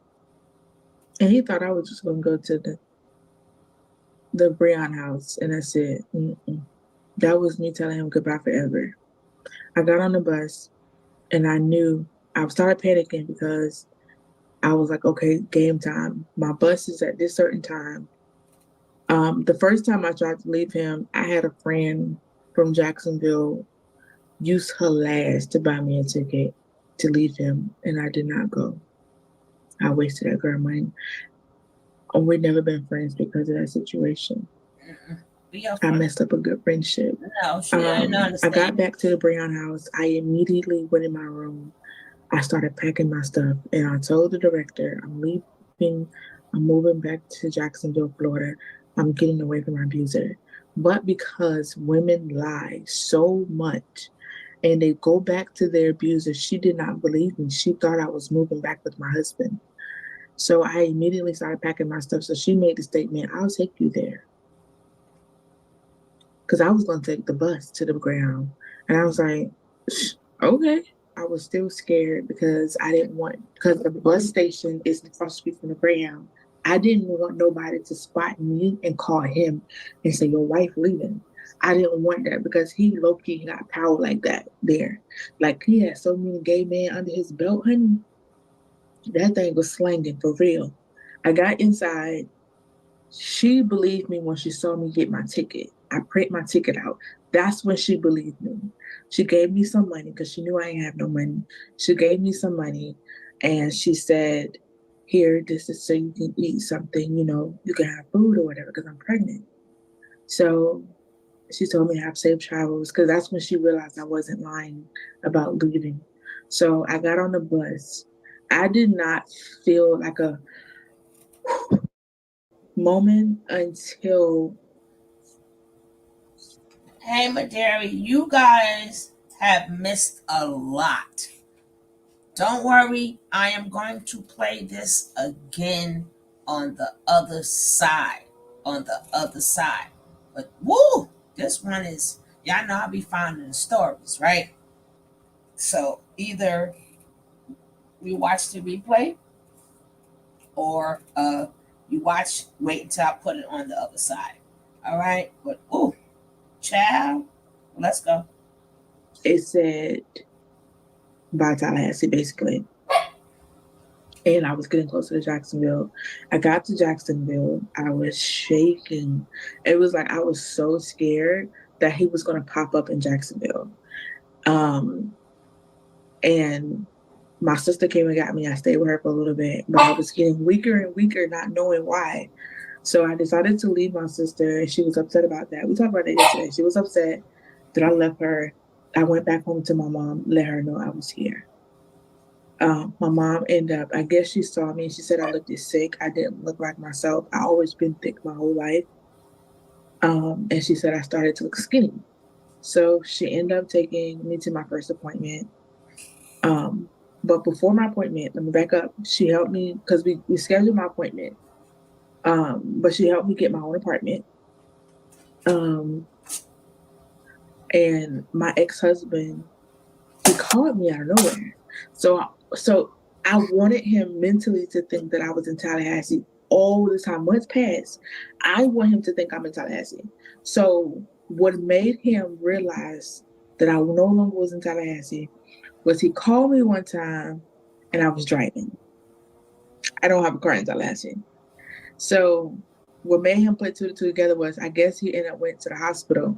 So that lets me know what I didn't know then, but the HIV started bothering him because he wasn't on meds. So he had called me and was like, "Can you come get me? I'm at this hospital." Blah, blah, blah. And I was like, "No." He was like, "I knew it. You ain't even here because you would have been came to my rescue." So I hung up and I was scared that he was going to find me in Jacksonville for some reason. Nigga didn't even got a car. But anyway, so, things started going good for me because I finally break from him. I got my own apartment. I got me a little job. I started becoming an entrepreneur. I had my, so my first appointment, I went there and they took my mama told the nurse to tell the doctor to test me for everything. She means everything. And then they tested me. Everything looked good. We heard my baby heartbeat for the first time. Everything was good. We left. Same day, I'm on the phone with my ex-husband. I forgot what we was talking about. And I was like, hold on, somebody calling me. Did he ever tell you why he was in the hospital? No. He ended up telling me like now, when we finally had that one-on-one conversation on the phone. But I ended up switching over the phone. I was like, hi. She was like, Miss Henry? And I was like, yes. She was like, I need you to come in tomorrow. And I was like, for what? I just left there. Like, I don't like hospitals. I was like, I just left there. What now? She was like, I really need you to come tomorrow. So some instant something was telling me something wasn't right. So I clicked back over the phone. I was like, something you didn't tell me? He was like, what? I was like, there's something you didn't tell me because the doctor is telling me I need to come tomorrow. I confronted him before I found out I was HIV positive. I confronted him. I even went into the Tallahassee mom groups asking, is it normal for the doctor to tell me to come in the next day? Everybody was like, no. So I confronted him. I was like, you sure you don't need to tell me something? And he was like, no, I didn't tell you nothing. I was like, okay. I didn't speak to him until the next day. The next day comes, my mom come get me, go to the hospital.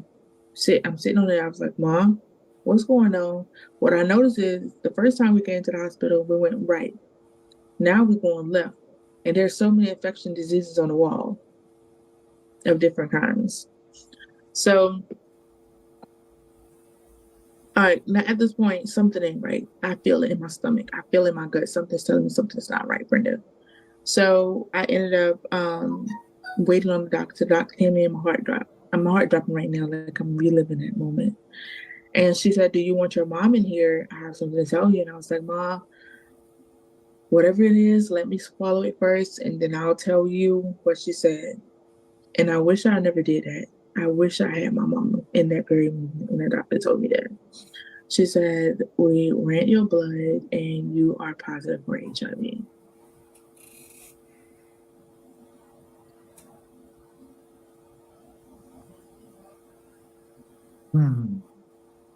I said, no, ain't no way. I'm too young to have HIV.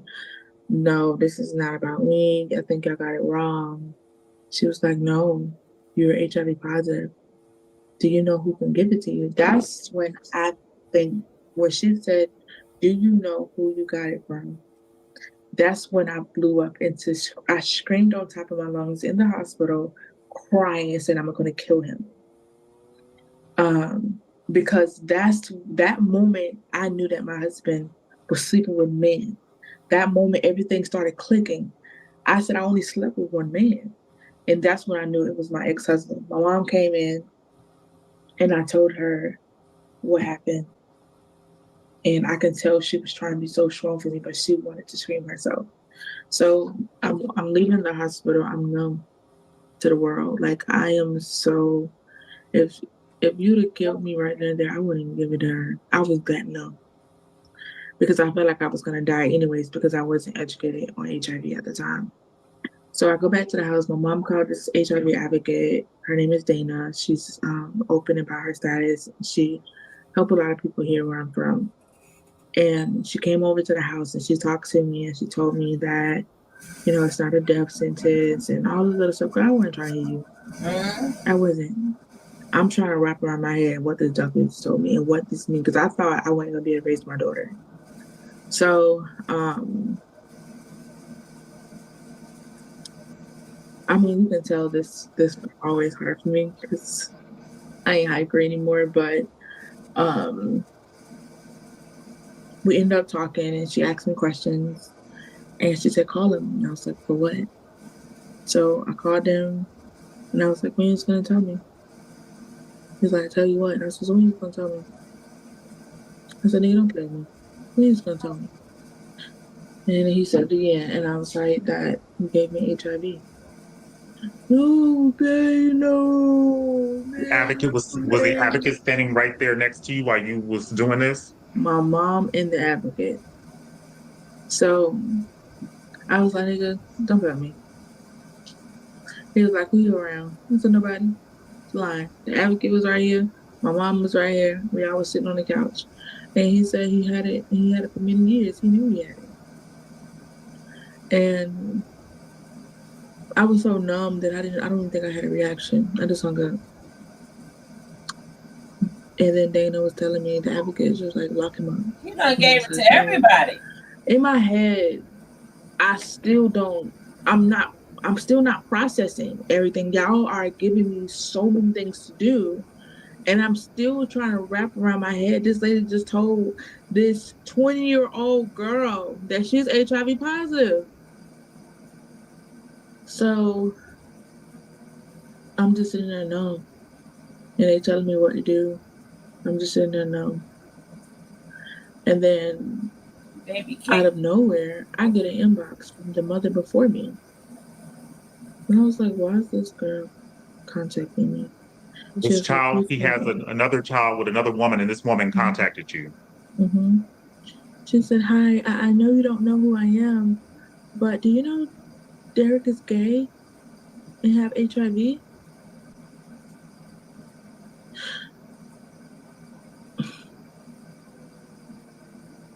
That's how I was looking when she said that. Because, like I said, I'm numb. The father did this now. I know that now because I have it. Like, I think in that moment, I didn't give a darn who knew I had HIV. Like, I did not know I was going to get this far in my story, but I knew I didn't care if a person knew I was HIV positive. I was never really embarrassed of having HIV. I feel like HIV should be a normal talk. You get what I'm saying? I feel like that's a conversation everyone needs to have. To talk about HIV because it's a sexual disease. It's sexual than any other STDs out there. It needs to be talked about. That's why so many people have it because nobody's talking about it. Nobody's telling you how you can protect yourself from it. Nobody's telling you how you look for signs. Nobody's saying anything. So, anyways, she was like, he did it to me too. He gave it to me too. And then she proceeded to tell me her story about how she knew he was gay because it was a lot of pumps. That's what she called them, pumps. I don't know who called them pumps. She must be old and good pumps. I ain't had pumps in so long. She was like upstairs. She said she knew he was gay because a lot of pumps. Yeah, it was a lot of pumps upstairs. He used to go up there with them, and they was living at a hotel. I was like, oh, he was a mama his whole life then, living in hotels. So the backstory with her is her mother is the one that was in a relationship with my ex-husband. She backdoored her mom and got with him and had a baby with him. My goodness, Well, this I- man been This is everywhere. Florida. I mean, I'm pretty sure Dude, this thing I happens ain't never everywhere, but I'm gone to like, I can just Florida. stay out of wherever. Yeah, god damn. Crazy. Jesus. So I ain't the going to thing is, Florida. when she told me that, Texas in my head, I'm like, should I have sympathy for her? You or backdoor your mom, Georgia. just like my dad backdoored his daughter. Like, I didn't show that attitude to her, but I wanted to so bad. But I just listened because I know what it feels like to be a victim at the same time. And she was saying how she found out that she was HIV positive during her labor. They was getting ready to let her push, and then they said, no, she HIV positive. And they ended up cutting her open. She said she did not keep the baby. She gave the baby up for adoption because the baby did get HIV. She's a crackhead now, so she was a crackhead, so she could know she couldn't take care of no baby, and the baby looked just like my ex-husband. How you know?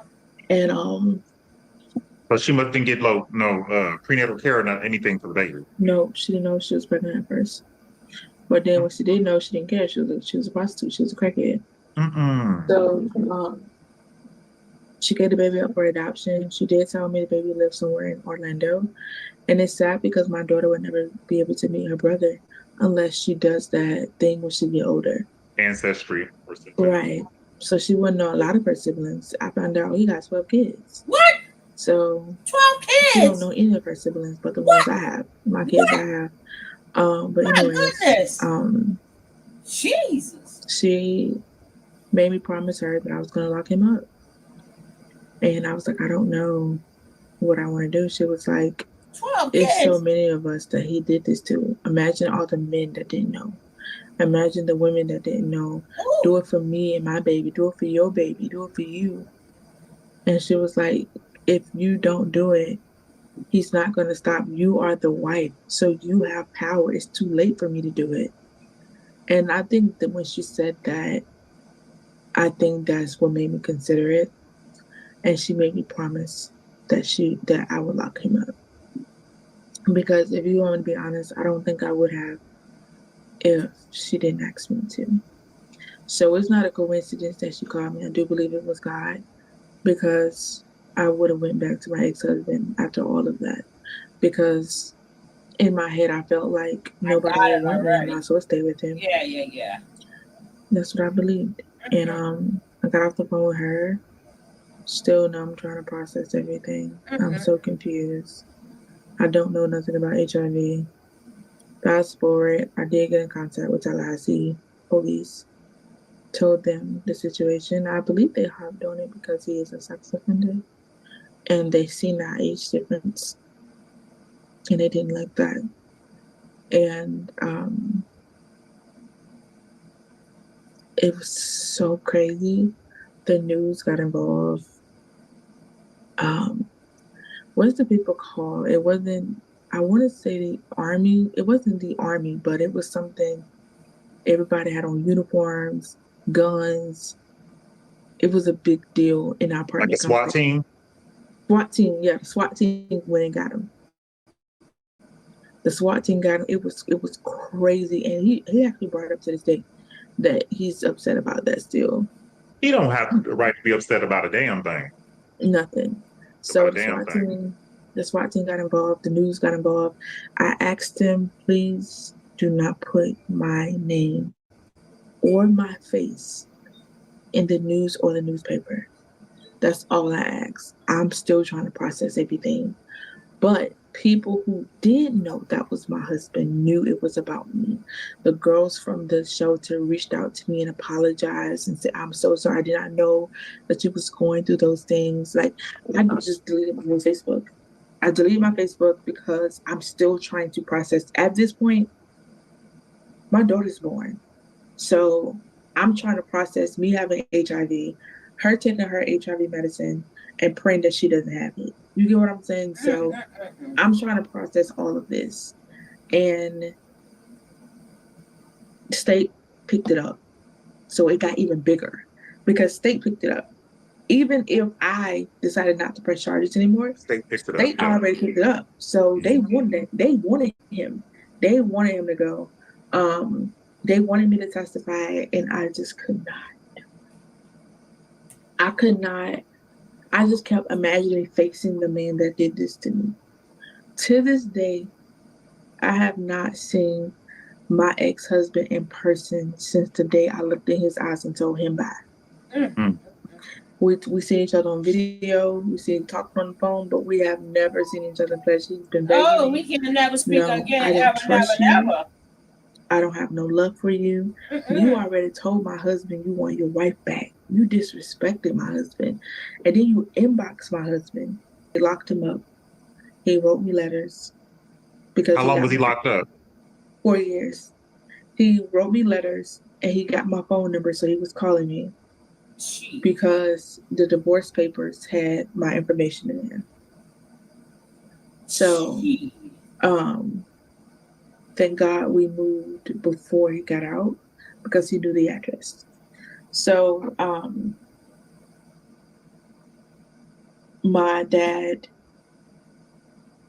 that's when my dad, saying that I should never lock him up, blah, blah, blah, trying to process everything. You still talking so to that they man? locked him up. My husband, who I'm with now, told me, because I was reading the letters. The man of God prophesied to me and said, stop reading the letters, because the letters is what's drawing you back into the camp, the witchcraft.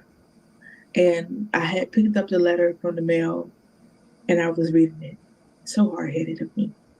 I was reading it and I started smiling. And my husband, who I'm with now, said it's either him or me. Blame him. I don't blame him. It's disrespectful at that point. That man said it's either, but our relationship was fresh too.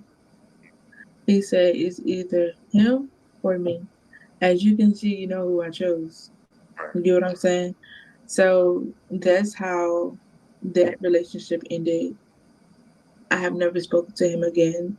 But like I told you, his boyfriend was calling me. He gave them my number somehow. I can't make this up. I made a video about this years ago. The boyfriend called me crying. I said, what are you calling the ex-wife for? What are you calling the ex-wife? I'm the ex-wife. I'm the victim. Let me ask you this. What is the relationship like with you and your father? That's what I was about to talk about. Nobody want to speak to him. Let me give you 2 reasons why I don't talk to my father to this day. It should be every reason. The first reason is he said that to me. I still try to forgive him. Oh, hell I forgive him, but I try to, still build some type of relationship because people can change. But we'll put the ice on the cake with me and him. You sent kissy faces to my husband, who I'm with now. So not only did your father sleep with your ex-husband who gave you HIV, your father was trying to hit on your new husband, your current husband. Brenda, I'm going to invite you back on my channel to fill in some of the gaps because there's just so much to your story. We know that you are currently married. I want to bring you back so you can talk about your... Brenda. Guys, I hope you enjoyed this. Of course, we're going to get a part 2. Of course, we're going to get more information on this because she didn't get to the part, it's a beyond mess, Madary. And she didn't even discuss the part about her childhood, right? That made her so promiscuous, allegedly. But she said it was a reason, and this is what happens. This is why we have to be careful on a lot of these young ladies when we call them 304s and O's and itches. We don't know their story, right? We gotta stop judging. Yeah, should they fix themselves? They will. But if we keep hitting them and hitting them, they're gonna feel what for? Like what for? do it for me. For what? People are gonna hate. They're gonna still don't like me. They're gonna still call me names, right? Nobody's going to want me, right? It's a lot of things, but he brought her here just to speak upon this particular part of her story. But there's another whole another side to this story, god damn it. And I'm glad you watched it. Don't forget, leave a like. If you're new here, subscribe to get more of these good stories. And drop a comment down below. All right, guys, I'm out of here. I'm going on the other side. Peace. I got to pray my song. Peace, and I am out.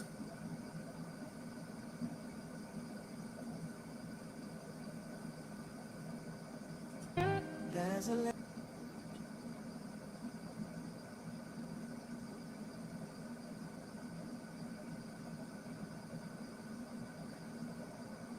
Hey.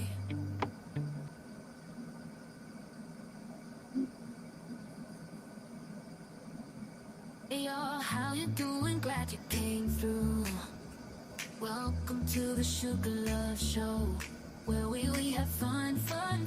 Grab your friends and dance along. Join the party all night long. Get ready for a ride. Buckle up, hold tight. We're gonna ignite. Shake your body to the rhythm. Let the music take control. When the beat drops, you better lose control. We're here to make memories, create an unforgettable night. Forget about your worries. Let's spread the love and shine so bright. Welcome to the Sugar Love Show, where the energy is high. We're gonna dance till the morning light. Feel the music, let it flow through your veins. Come on, everybody, let's have fun. Hey, have a good night. Thank you all for joining the Tony T, baby. We got the tea for ya.